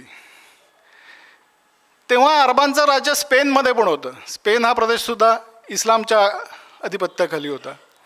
तिथून ती स्पेनमध्ये पोचली. स्पेनमध्ये टोलेडो स्कूल ऑफ ट्रान्सलेटर्स नावाचा एक गट होता. त्यांनी हे सगळं अरब ग्रंथांचं भाषांतर लॅटिन आणि स्पॅनिश भाषेत करायला सुरुवात केली. त्यातून ह्या संख्या प्रणालीचं ज्ञान तिथे युरोपमध्ये पोचलं. तिथून ते इतर युरोपियन भाषांमध्ये त्याचं भाषांतर झालं आणि मग हळूहळू त्याचा प्रसार सगळीकडे झाला. आणि हे ज्ञान पोचल्यानंतरसुद्धा 16व्या शतकापर्यंत त्यांनी ह्याचा पूर्णपणे स्वीकार केला नाही, कारण त्यांना 0 ही संकल्पना समजून घेणंच अवघड गेलं, अतिशय अवघड गेलं. चर्चने त्याच्याविरुद्ध फतवे काढले की ही काहीतरी जादूटोणा आहे, तुम्ही याचा वापर नाही केला पाहिजे. म्हणजे ज्यांनी आपल्या वर्णन असं केलं की हे अंधश्रद्ध लोक आहेत, त्यांना 0 ही संकल्पना समजायला 200-300 वर्ष लागली, हे आपण समजून घ्यायला पाहिजे. आणि ते 16व्या शतकात पोचलं, त्यांनी मान्य केलं, सगळीकडे पसरलं आणि 16व्या शतकातच युरोपियन रेनेसान्सची सुरुवात झाली. हा योगायोग नक्कीच नाही आहे. त्याचा आणखीन खूप विस्ताराने मी माझ्या पुस्तकात त्याच्या अनेक इतर पुरावे दिलेले आहेत. की आपण म्हणतो की कॅल्क्युलस हा एक फार मोठा शोध होता गणितातला. आईन्स्टाईन असं म्हणतो की एका माणसाने आपल्या बुद्धीतनं निर्माण केलेला हा सगळ्यात मोठा शोध आहे. कारण की तेव्हा असं मानलं जायचं की न्यूटननी फक्त त्याच्या डोक्यातनं हा कॅल्क्युलस हा विषय काढला. पण ज्ञान जे असतं तो ज्ञानाचा प्रवास असा अचानक होऊच शकत नाही. आपल्याकडे 5व्या शतकात आर्यभट्ट याच्यापासून केरळा स्कूल ऑफ मॅथमॅटिशियन्स असं एक 14व्या-15व्या शतकापर्यंत ते लोक होते. ही 1000 वर्षाची परंपरा ज्ञानाची, गणिताच्या विषयाची आपण दाखवू शकतो. पहिल्यांदा आर्यभट्ट, मग ब्रह्मगुप्त, मग वराहमीर, मग पहिले भास्कराचार्य, मग भास्कराचार्य दुसरे, मग केरळा स्कूल ऑफ ट्रान्सलेटर्स, अशी 1000 वर्षाची परंपरा की कसं ज्ञान विकसित होत गेलं हे आपण दाखवू शकतो. युरोपमध्ये इसवी सन 500 ते 1500 हा अंधकार युग होता असं म्हटलं जातं. तेव्हा चर्चची दमनशाही राजवट सुरू होती आणि कुठलाही स्वतंत्र विचार करण्याची कोणालाही मुभा नव्हती. आणि चर्चनी सांगितलं होतं पृथ्वी सपाट आहे, मग पृथ्वी सपाटच मानली पाहिजे. तर असे सगळे बंधनं असल्यामुळे तिथे विज्ञानाची प्रगती होतच नव्हती. आणि अचानक 16व्या शतकात जणू काही बिग बँग व्हावा अशा पद्धतीने ज्ञानाचा प्रसार कसा झाला हे प्रश्न आपण कधी विचारत नाही, पण आपण जर त्याचा नीट अभ्यास केला तर लक्षात येतं की भारतीय ज्ञान जेव्हा स्पेनमार्फत तिथे पोचलं तेव्हा त्याचा पाया घातला गेला आणि त्यातून मग खूप मोठ्या प्रमाणात तिथे ज्ञानाची निर्मिती सुरू झाली. खूप मोठ्या प्रमाणात आपली कॉपी केली गेली. त्याचेसुद्धा अनेक पुरावे मी दिलेले आहेत. अनेक लोकांनी हे मान्य केलं नाही. काही फक्त मोजके होते. त्यातला एक इटालीमधला फिबोनाची नावाचा एक गणितज्ञ होता. तो अल्जेरियामध्ये आपल्या वडिलांबरोबर राहायचा. अल्जेरियामध्ये अरब भाषा बोलली जाते. तिथे त्याची अरब ग्रंथांमधून भारतीय ज्ञानपरंपरेशी ओळख झाली आणि तो इतका आनंदित झाला. त्यांनी लिहिलं आहे की हे पाहिल्यावर मला इतका आनंद झाला की 0 ते 9 या फक्त 10 आकड्यांमध्ये मी कुठलीही संख्या लिहू शकतो. आणि तो म्हणला की युरोपची प्रगती याच्यामुळेच खुंटलेली आहे आणि म्हणून मी याचं भाषांतर लॅटिन भाषेत केलं. लॅटिन वंश मागे पडू नये म्हणून मी हे भाषांतर केलं असं तो सांगतो. आणि त्याचा पहिला स्वीकार युरोपमध्ये व्यापाऱ्यांनी केला.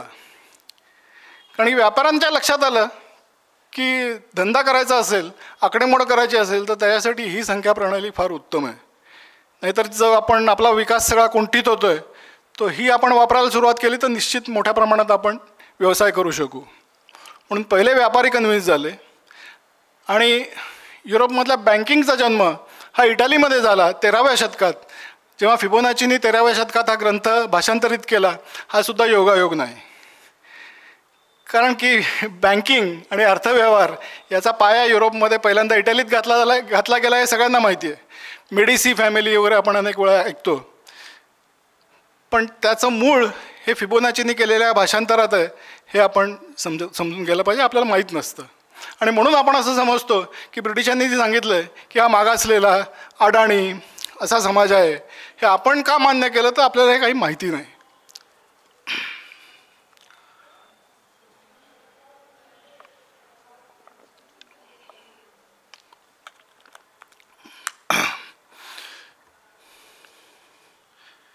इतर ज्ञानशाखा तुम्ही घ्या. मेडिसिन, सर्जरी याची पायाभरणी भारतात झाली. सुश्रुत आणि चरक आपल्याला माहिती आहे. वादातीत आहे. हृदयरोग कसा होतो, छातीत दुखायला लागतं आणि घाम येतो वगैरे वगैरे, त्याचा संबंध हृदयाशी आहे हे युरोपला 19व्या शतकापर्यंत माहिती नव्हतं. आणि सुश्रुतांनी हे साधारण 6000 वर्षापूर्वी इतकं विस्तृत वर्णन लिहून ठेवलं आहे की त्याच्यात आजही आपण एक वाक्यसुद्धा वाढवू शकत नाही. इतकं व्यवस्थित वर्णन त्यांनी हृदयरोगाचं केलेलं आहे. आणि ह्याला हृदरोगम असं त्यांनी नावच दिलेलं आहे. म्हणजे हे हृदयामुळेशी संबंधित आहे हे त्याला तेव्हाच माहिती होतं.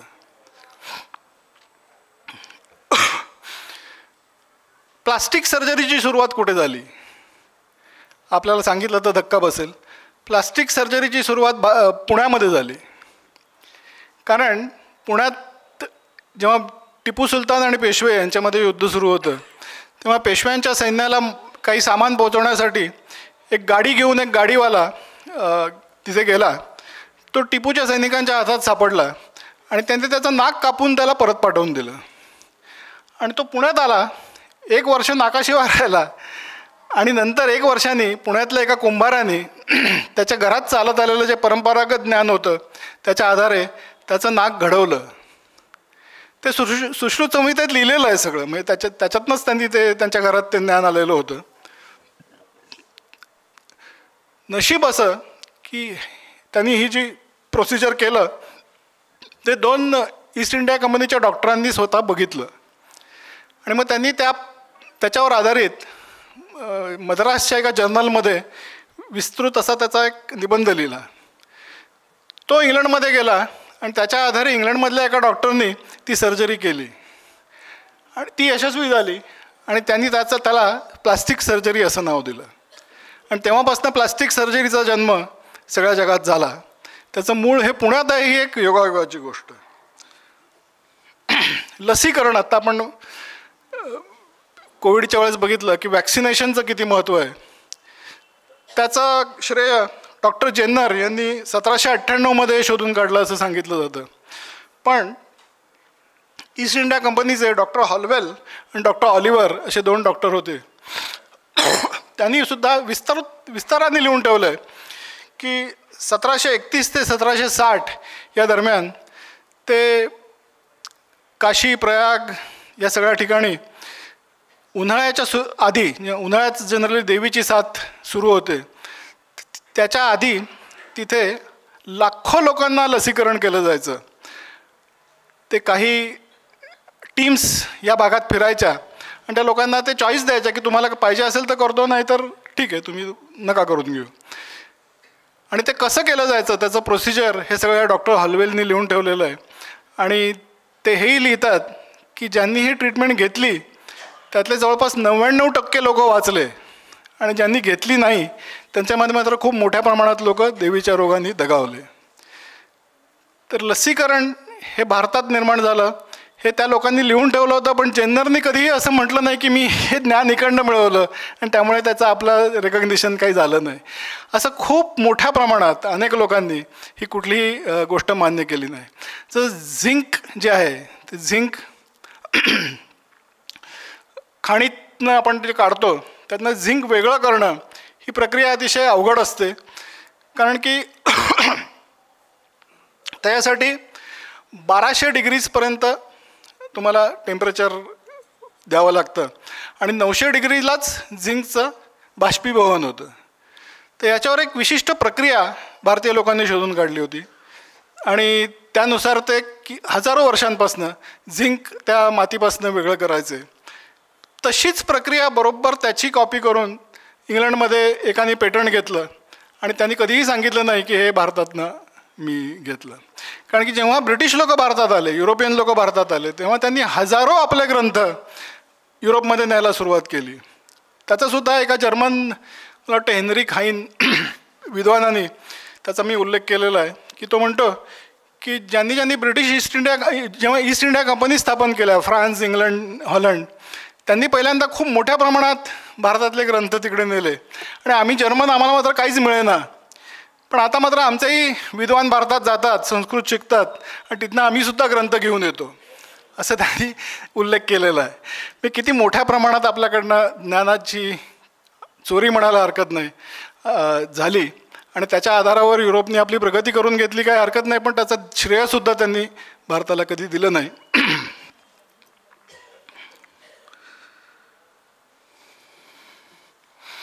स्थापत्यशास्त्र ज्याला आपण म्हणतो आर्किटेक्चर, आपल्याला माहिती आहे की सिंधू सरस्वती संस्कृती किंवा इंडस व्हॅली सिव्हिलायझेशन अत्यंत प्रगत संस्कृती होती. तिथे ड्रेनेज सिस्टीम ही जगातली पहिली ड्रेनेज सिस्टीम तिथे तयार झाली आणि त्याच्यानंतर त्या दर्जाची ड्रेनेज सिस्टीम पहिल्यांदा रोमन संस्कृतीत तयार झाली. मध्ये 2500 वर्षाची गॅप गेली.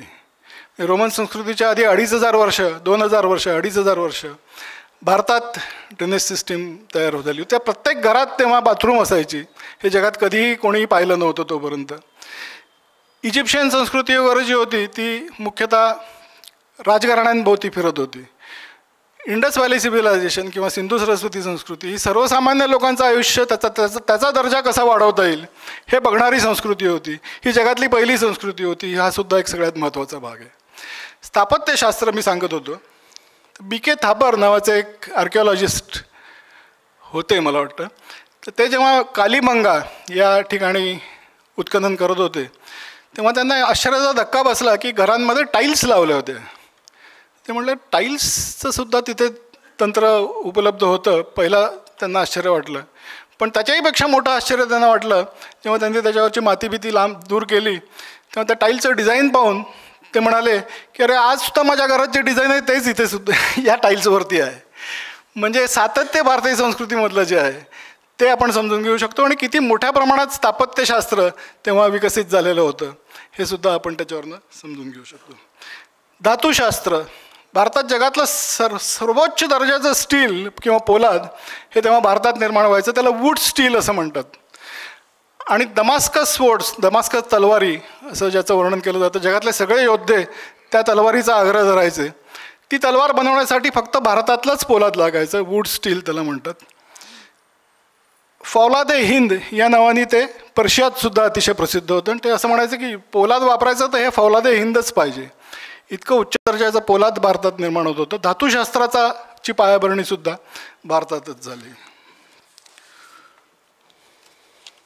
तर अशी अनेक उदाहरणं आहेत. मी आज आता हा विषय इथे थांबवतो, कारण की त्याच्यावर बोलत राहिलं तर एकाच विषयावर आपण 2 तासाचं व्याख्यान करू शकू. आपण पुढच्या पैलूकडे येऊया, भारताच्या ओळखीचा पुढचा पैलू. भारत ही जगातली पहिली आर्थिक महासत्ता होती आणि जगभर सगळे इकॉनॉमिस्ट जे होते त्यांना असं वाटायचं की भारत हा फक्त आध्यात्मिक गोष्टींमध्ये रमणारा देश आहे, त्याला ही अर्थव्यवहार, सुबत्ता, समृद्धी याच्यामध्ये काही रस नाही. आणि म्हणून भारतातल्या गरिबीचं खापर ते हिंदू धर्माच्या डोक्यावर फोडायचे की हिंदूंमध्ये ही इच्छा नाही प्रगती करून घेण्याची किंवा समृद्धी निर्माण करण्याची, म्हणून भारत हा गरीब आहे असं म्हटलं जायचं. आणि स्वातंत्र्यानंतर जे नेहरू आणि इंदिरा गांधी यांनी समाजवादी धोरणं त्यांचा अवलंब केला, त्यामुळे भारताचा विकास दर हा 1%, 1.5% इतका कमी होता. राजकृष्णा नावाचे एक इकॉनॉमिस्ट होते, त्यांनी याचं वर्णन हिंदू रेट ऑफ ग्रोथ असं केलं. म्हणजे सगळं खापर त्यांनी हिंदू धर्माच्या डोक्यावर फोडलं की हिंदू धर्मामुळे हा भारताचा इकॉनॉमिक रेट इतका कमी आहे. या सगळ्याचा निकाल लागला जेव्हा अँगस मॅडिसन नावाचे एक इकॉनॉमिस्ट आहेत, त्यांनी एक फार मोठा प्रकल्प हातात घेतला की इसवी सन 1 पासून इसवी सन 2000पर्यंत जगाची अर्थव्यवस्था कशी बदलत गेली. आणि त्यांनी 2003 साली हा प्रकल्प प्रकाशित केला. आणि त्यात त्यांनी सांगितलं की इसवी सन 1000पर्यंत भारताचा जागतिक GDP मधला भारताचा हिस्सा हा 33% होता. भारत ही जगातली आर्थिक महासत्ता होती हे त्यांनी अभ्यासाने तेव्हा सिद्ध केलं. आज जगातली आर्थिक महासत्ता अमेरिका आहे आणि अमेरिकेचा जागतिक GDP मधला वाटा हा 25% आहे. म्हणजे आज अमेरिका जितकी डॉमिनंट आहे त्याच्याही पेक्षा डॉमिनंट आर्थिकदृष्ट्या आपण 1000 साली होतो. त्याच्या आधी त्याच्याही पेक्षा जास्त होतो. तो 1000 इसवी सन 1 ते 1000 ॲव्हरेज त्यांनी 33% काढलं आहे. काही वेळा 45%, 50% इथपर्यंत GDP मध्ये वाटा हा भारताचा होता. कारण उघड आहे की आपल्या धर्मात हे सांगितलं आहे, धर्म, अर्थ, काम, मोक्ष हे 4 पुरुषार्थ आहेत.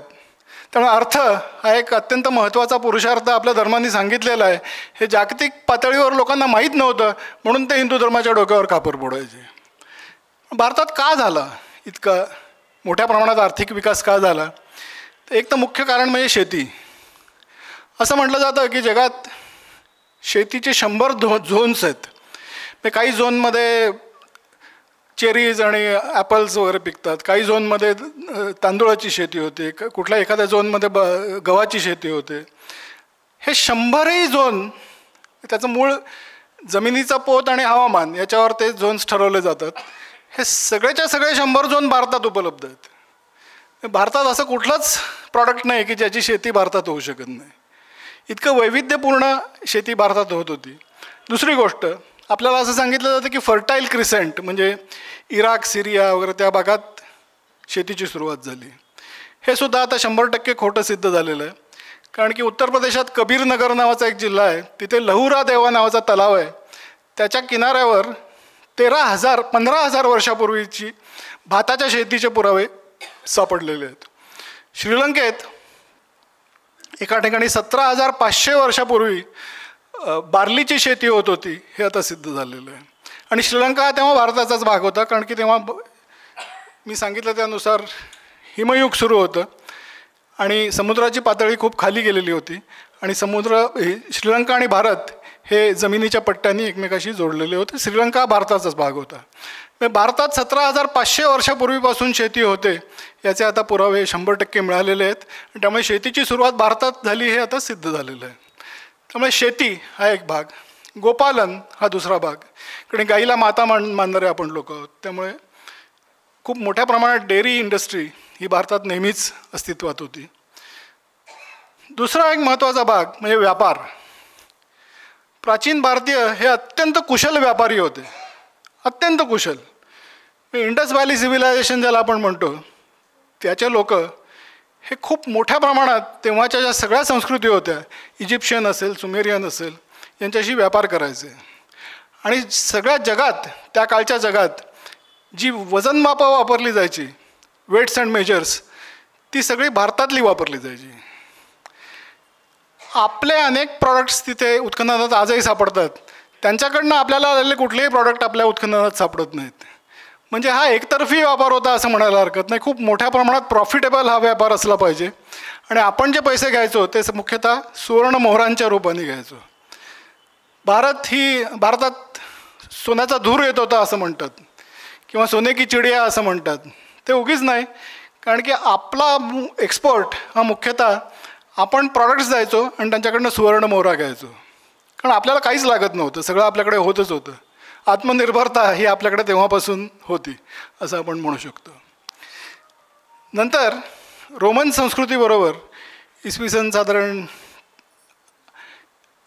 100 BC ते किंवा 200 BC ते 300 CE, 300, 400, 500 वर्ष रोमन संस्कृतीबरोबर प्रचंड प्रमाणात आपला व्यापार व्हायचा. प्रचंड म्हणजे आपण त्याचा कुलतूल विचारही करू शकत नाही.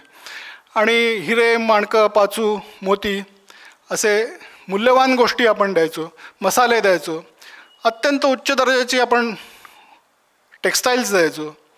मी तिथे प्लिनी द एल्डर नावाचा एक त्यांचा सेनापती होता. तो असं कंप्लेंट करतो की आमच्या बायांना झिरझिरीत वस्त्र घालाविषयी वाटतात, म्हणून भारतातनं आम्हाला ती वस्त्रे आणावी लागतात. आणि इतक्या प्रचंड प्रमाणात आमच्या मोहरा तिकडे जातात की आमच्या देशातनं सोनं आणि चांदी ही संपत चाललेली आहे, अशी कंप्लेंट त्या प्लिनीने केलेली आहे. तसंच कॅलिग्युला नावाचा राजा होता, त्याची बायको होती लॉलिया पॉलिना. तिला भारतातले पाचू आणि मोती यांची इतकी आवड होती की ती केसापासून पायापर्यंत त्याचे दागिने घालायची. आणि ती आपल्याबरोबर नेहमी त्याच्या पावत्या ठेवायची, लोकांना दाखवायला की किती महाग आहे ते. हा सोस तिला त्या काळीसुद्धा होता. आणि वेस्पासियन नावाचा तिथला एक राजा होता, त्यांनी शेवटी भारतातून होणाऱ्या आयातीवर बंदी घातली. कारण तो म्हणला आमच्याकडचं सोनं आणि चांदी संपूनच गेली, आता आम्ही करायचं काय. तिथला दुसरा एक, त्याचं नाव मी विसरलो, तो असं म्हणतो, त्यांनी असं वर्णन केलं आहे भारताचं की sink of precious metals in the world. मी मोरीत जसं आपण पाणी ओतून देतो तसे आम्ही सगळे सुवर्ण मोहरा या भारतात ओततो, अशा शब्दात त्यांनी त्याचं वर्णन केलेलं आहे. इतक्या मोठ्या प्रमाणात भारतातनं तिकडे व्यापार होत होता आणि भारताची समृद्धी आणि संपत्ती आणि संपन्नता निर्माण झाली. त्याचं मुख्य कारण हे या व्यापारामध्ये होतं असं आपण म्हणू शकतो. तिसरा पैलू किंवा तिसरा पिलर भारताच्या अर्थव्यवस्थेचा म्हणजे उत्पादन क्षेत्र. जसं मी सांगितलं की वूड स्टील हे छोट्या छोट्या भट्ट्यांमध्ये निर्माण व्हायचं आणि अशा हजारो भट्ट्या भारतात होत्या, हजारो. एका भट्टीत 9 माणसं काम करायची. आणि अत्यंत कमी किमतीमध्ये आपण हे जगातलं सर्वोत्तम दर्जाचं स्टील निर्माण करायचो, ज्याला फ्रुगल टेक्नॉलॉजी आपण म्हणतो. त्याच्यासाठी भारत आजही ओळखला जातो. मी असं म्हणतात की मंगलयानासाठी आपण जितके पैसे खर्च केले तेवढ्या पैशांमध्ये हॉलिवूडचा एक सिनेमासुद्धा त्या सिनेमाला जेवढे पैसे लागतात तेवढ्या बजेटमध्ये आपण मंगलयान तयार केलं. इतकी फ्रुगल टेक्नॉलॉजी आपल्याकडे आहे. त्याचं मूळ तिथे आहे, कारण ते फूड स्टील जे होतं ते आपण इतक्या कमी किमतीत निर्माण करायचो आणि ते जगातलं सर्वोत्तम दर्जाचं स्टील होतं असं आजही मानलं जातं. तसंच टेक्स्टाईल्स, अत्यंत उच्च दर्जाची टेक्स्टाईल्स, म्हणजे डाक्याची मलमल ज्याला आपण म्हणतो, ते एका ब्रिटिश माणसांनी त्याचं वर्णन केलं आहे की ही जी मलमल आहे हे मला असं वाटतं की माणसांनी निर्माण केलेलीच नसेल, ही पर्या आणि फुलपाखरं यांनी निर्माण केलेली असावी, इतकी तलम आणि मुलायम आणि लाईट आहे असं तो म्हणतो. आपला रेशीम, एक पर्शियन सम्राटाचा इथला जो राजदूत होता तो परत जाताना आपल्या सम्राटासाठी भेट म्हणून एक नारळ घेऊन गेला. तर त्याच्या दरबारात लोकांना आश्चर्य वाटलं की रे एक साधा नारळ काय आणलं आहे आपल्या बादशहाला द्यायला. पण तो नारळ जेव्हा उघडला त्यातनं त्यांनी एक रेशमी वस्त्र बाहेर काढलं. ते 30 यार्ड लांबीचं वस्त्र होतं. त्याची एवढी छोटीशी गडी झाली होती की ती त्या नारळातसुद्धा मावत होती. इतकी तलम वस्त्र, इतकी उच्च दर्जाची वस्त्र आपण निर्माण करतो. आणि जसं मी सांगितलं की संपूर्ण जगात ती फॅशन स्टेटमेंट म्हणून वापरली जात होती असं आपण म्हणू शकतो. पश्मिना शाली, नेपोलियनची पत्नी होती जोसेफाईन, ती त्या पश्मिना शालींची वेडी होती. तिने एकदा एका वेळी 400 शालींची ऑर्डर भारतात दिलेली होती अशी नोंद देते असं आढळते. एका वेळी 400 शाली, आणि ती एक शाल विणायला काही वर्ष लागायची. तर अशा टेक्स्टाईल्समध्ये कॉटन फार्मिंग ज्याला आपण म्हणतो किंवा कापसाची शेती सर्वप्रथम भारतात सुरू झाली. ऋग्वेदात काही ज्यांनी मंत्र लिहिले आहेत किंवा सूक्त लिहिलेली आहेत ते गृत्समद नावाचे ऋषी, त्यांनी पहिल्यांदा कापसाची शेती सुरू केली असं म्हटलं जातं. म्हणजे ऋग्वेद काळापासून भारतात कापसाची शेती होते.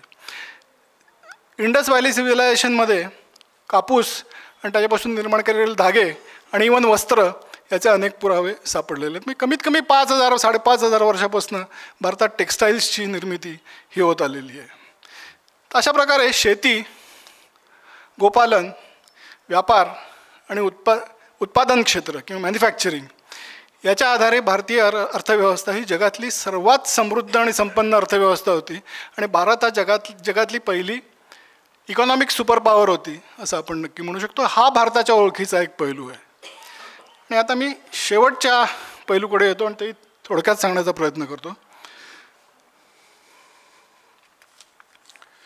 जगाचा इतिहास जर आपण बघितला तर जगाचा इतिहास जो आहे तो हिंसा, कत्तली, बलात्कार, गुलामी यांचा इतिहास आहे पूर्णपणे.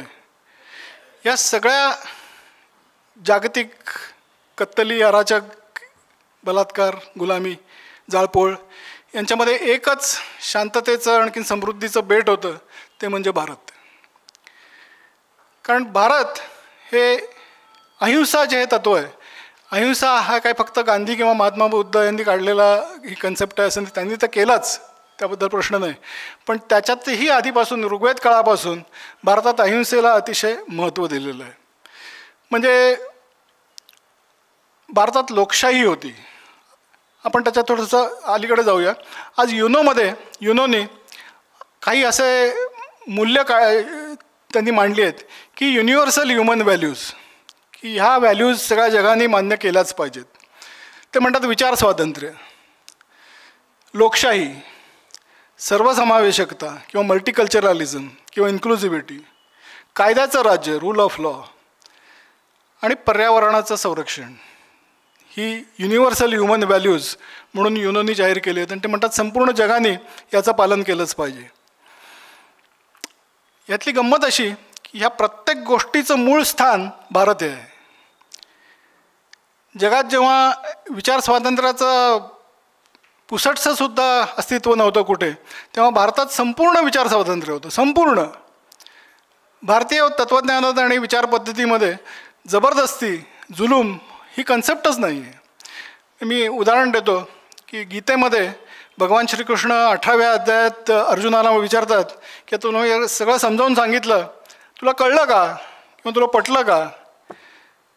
तर अर्जुन म्हणतो हो कळलं मला. आता भगवान त्याला सांगतात यथेच्छसी तथा करू, आता तुला पाहिजे तसं कर.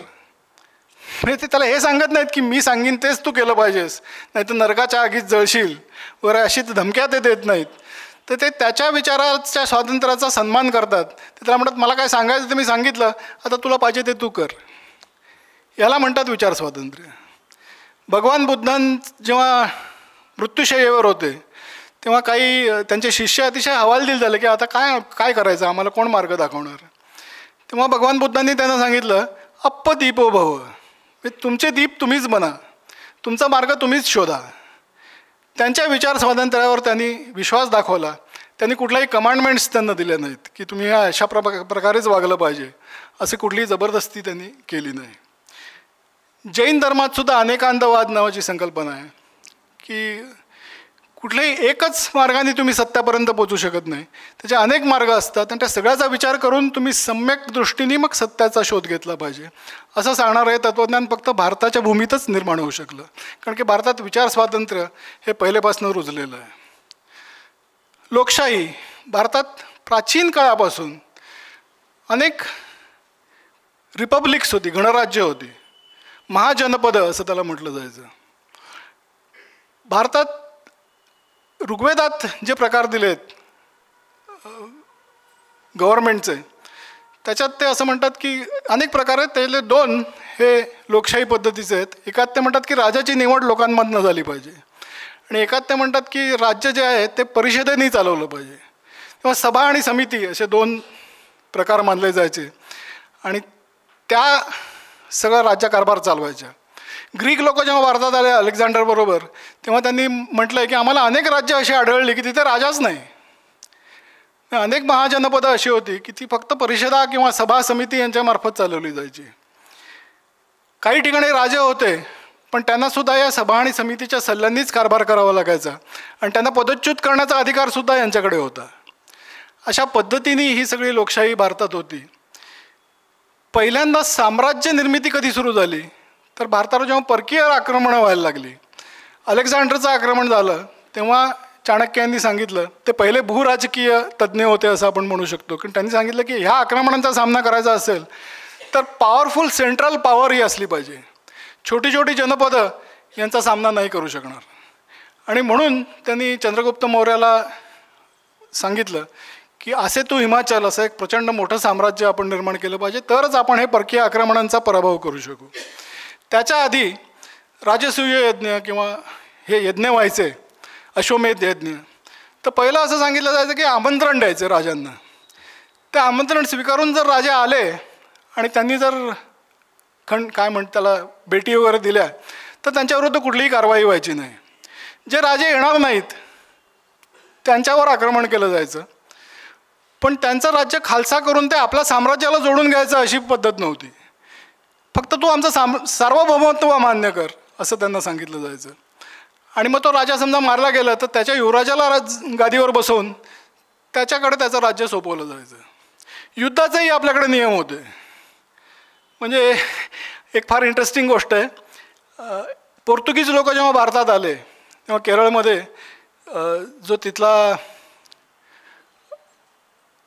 राजा होता, मी पण ड्रम वाजवा, मग आपलं युद्ध सुरू होईल. मग सूर्य मावळला की युद्ध थांबवायचं, मग पुन्हा दुसऱ्या दिवशी सकाळी ड्रम वाजवायचे, असे सगळे नियम त्यांच्याकडे पाठवले. ते पोर्तुगीज लोक म्हटले की अरे खेळाचे नियम आहेत का युद्धाचे नियम आहेत. म्हणजे अशा पद्धतीचा आपल्याकडे पद्धत होती, कारण की कुठल्याही प्रकारचा विनाकारण रक्तपात हा आपल्या संस्कृतीत कधीही नव्हता.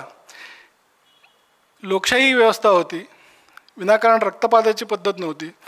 त्यामुळे एक विद्वान, त्यांचं नाव मी विसरलो, त्यांनी एक वेबसाईट तयार केली आणि त्याच्यामध्ये हिंसेचा इतिहास, जगात झालेल्या हिंसेचा इतिहास हा त्यांनी मांडलेला आहे. आणि ते म्हणतात की साधारण गेल्या 2500 वर्षात 120 कोटी लोकांची कत्तल झाली जगात, आणि यातली कमीत कमी हिंसा ही भारतात झालेली आहे असं ते त्या वेबसाईटवरती त्यांनी लिहून ठेवलेलं आहे. आणि पहिली मास स्लॉटर ज्याला आपण म्हणतो तो 13व्या शतकात भारतात झाला. त्याच्या आधी भारतात मास स्लॉटर हा प्रकारच नव्हता.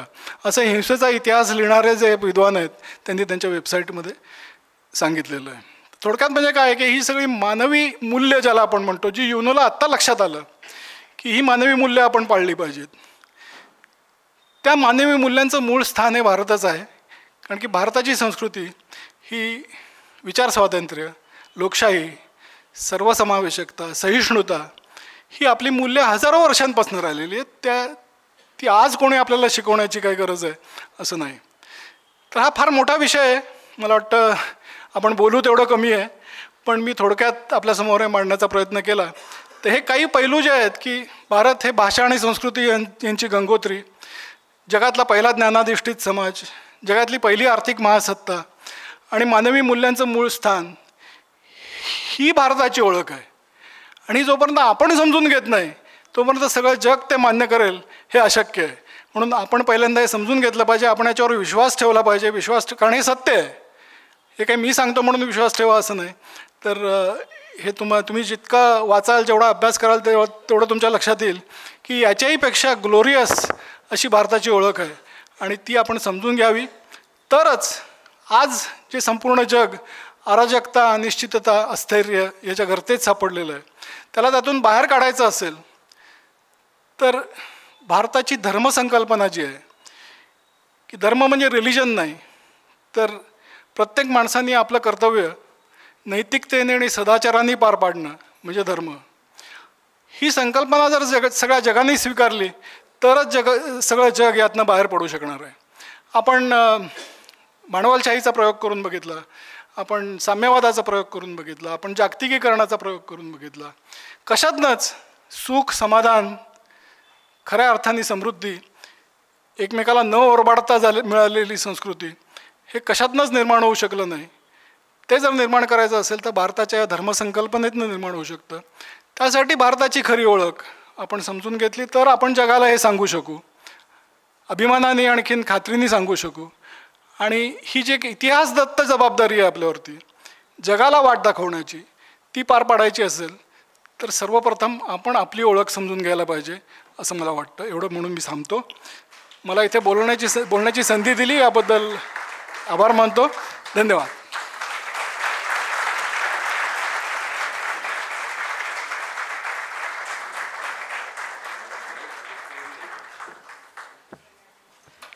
बरोबर तासभर सरांनी आपल्याला वेगवेगळ्या प्रकारचे दाखले देऊन आपली हिंदू संस्कृती किती उत्तम आहे किंवा सर्वसमावेशकता कशी आहे या बाबतीमध्ये आपल्याला मार्गदर्शन केलेलं आहे. त्यांचं जे काही नवीन पुस्तक लिहिलेलं आहे हे अतिशय गाजत चाललेलं आहे, कारण अनेक ठिकाणी याचा अभ्यास होतो आहे. त्याच्यामध्ये त्यांनी एका ठिकाणी असा उल्लेख केलेला आहे, सभ्यता या शब्दाचा अर्थ जगाला समजावणारा. जे भारताची जी ओळख लिहिलेली ती मी आपल्या पुढे मांडतोय.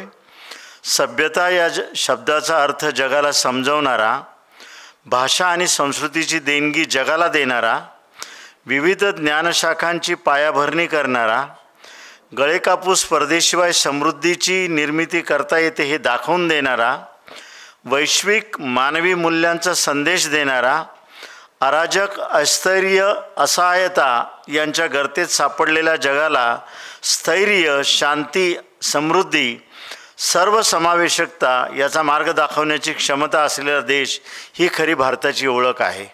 आणि म्हणून या पुस्तकामध्ये सविस्तर असा खुलासा याच्यामध्ये दिलेला आहे. अनेक ग्रंथांचं वाचन त्यांनी केलं आणि त्या अभ्यासातून निर्मिती झालेला हा ग्रंथ असा आहे. मला असं वाटतं की या ग्रंथाचं वाचन किंवा ग्रंथाचा अभ्यास हा आपल्याला ज्यांना योग्य वाटत असेल त्यांनी जरूर करावा, जेणेकरून आपल्याला खोलामध्ये जाऊन आपल्या भारतीय संस्कृतीची खरी ओळख या निमित्ताने होऊ शकणारी आहे. मी आपल्या विनंतीला मान देऊन आदरणीय अभिजित जोगसाहेब या ठिकाणी आलेत आणि पहिलं विचारपुष्प त्यांनी आपल्यापुढे मांडलं. आपणही जोरदार टाळ्या वाजवून त्यांचं आभार व्यक्त करूया, अभिनंदन व्यक्त करूया. त्यांना आणण्यासाठी आदरणीय राजीव बर्वे साहेबांनी बरीच मेहनत घेतलेली आहे. वेळेचा अपव्यय होत होता, परंतु त्यांनी वेळ बरोबर जुळून आणली आणि तारखा बदलून का होईना आजचा दिवस आम्हाला दिला.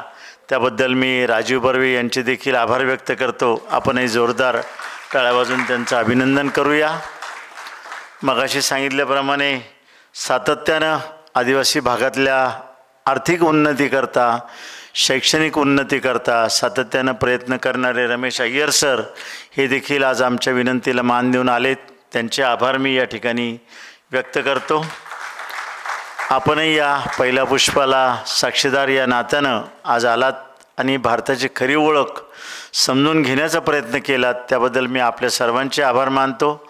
मित्रहो, आता आपण भेटणार आहोत येणाऱ्या शनिवारी न्यायमूर्ती सत्यरंजन धर्माधिकारी यांना आणि रविवारी आदरणीय डॉक्टर राजा दांडेकर व रेणुताई दांडेकर यांना. आपण सर्वांचे आभार मानून आपल्याला योग्य वाटत असेल तर पुस्तकं आपण खरेदी करू शकतात सवलतीच्या किमतीमध्ये असं सांगून सर्वच मंडळींचं या ठिकाणी आभार व्यक्त करतो, आनंद व्यक्त करतो आणि पाहुण्यांच्या परवानगीने आजचा कार्यक्रम संपला असं मी जाहीर करतो. धन्यवाद.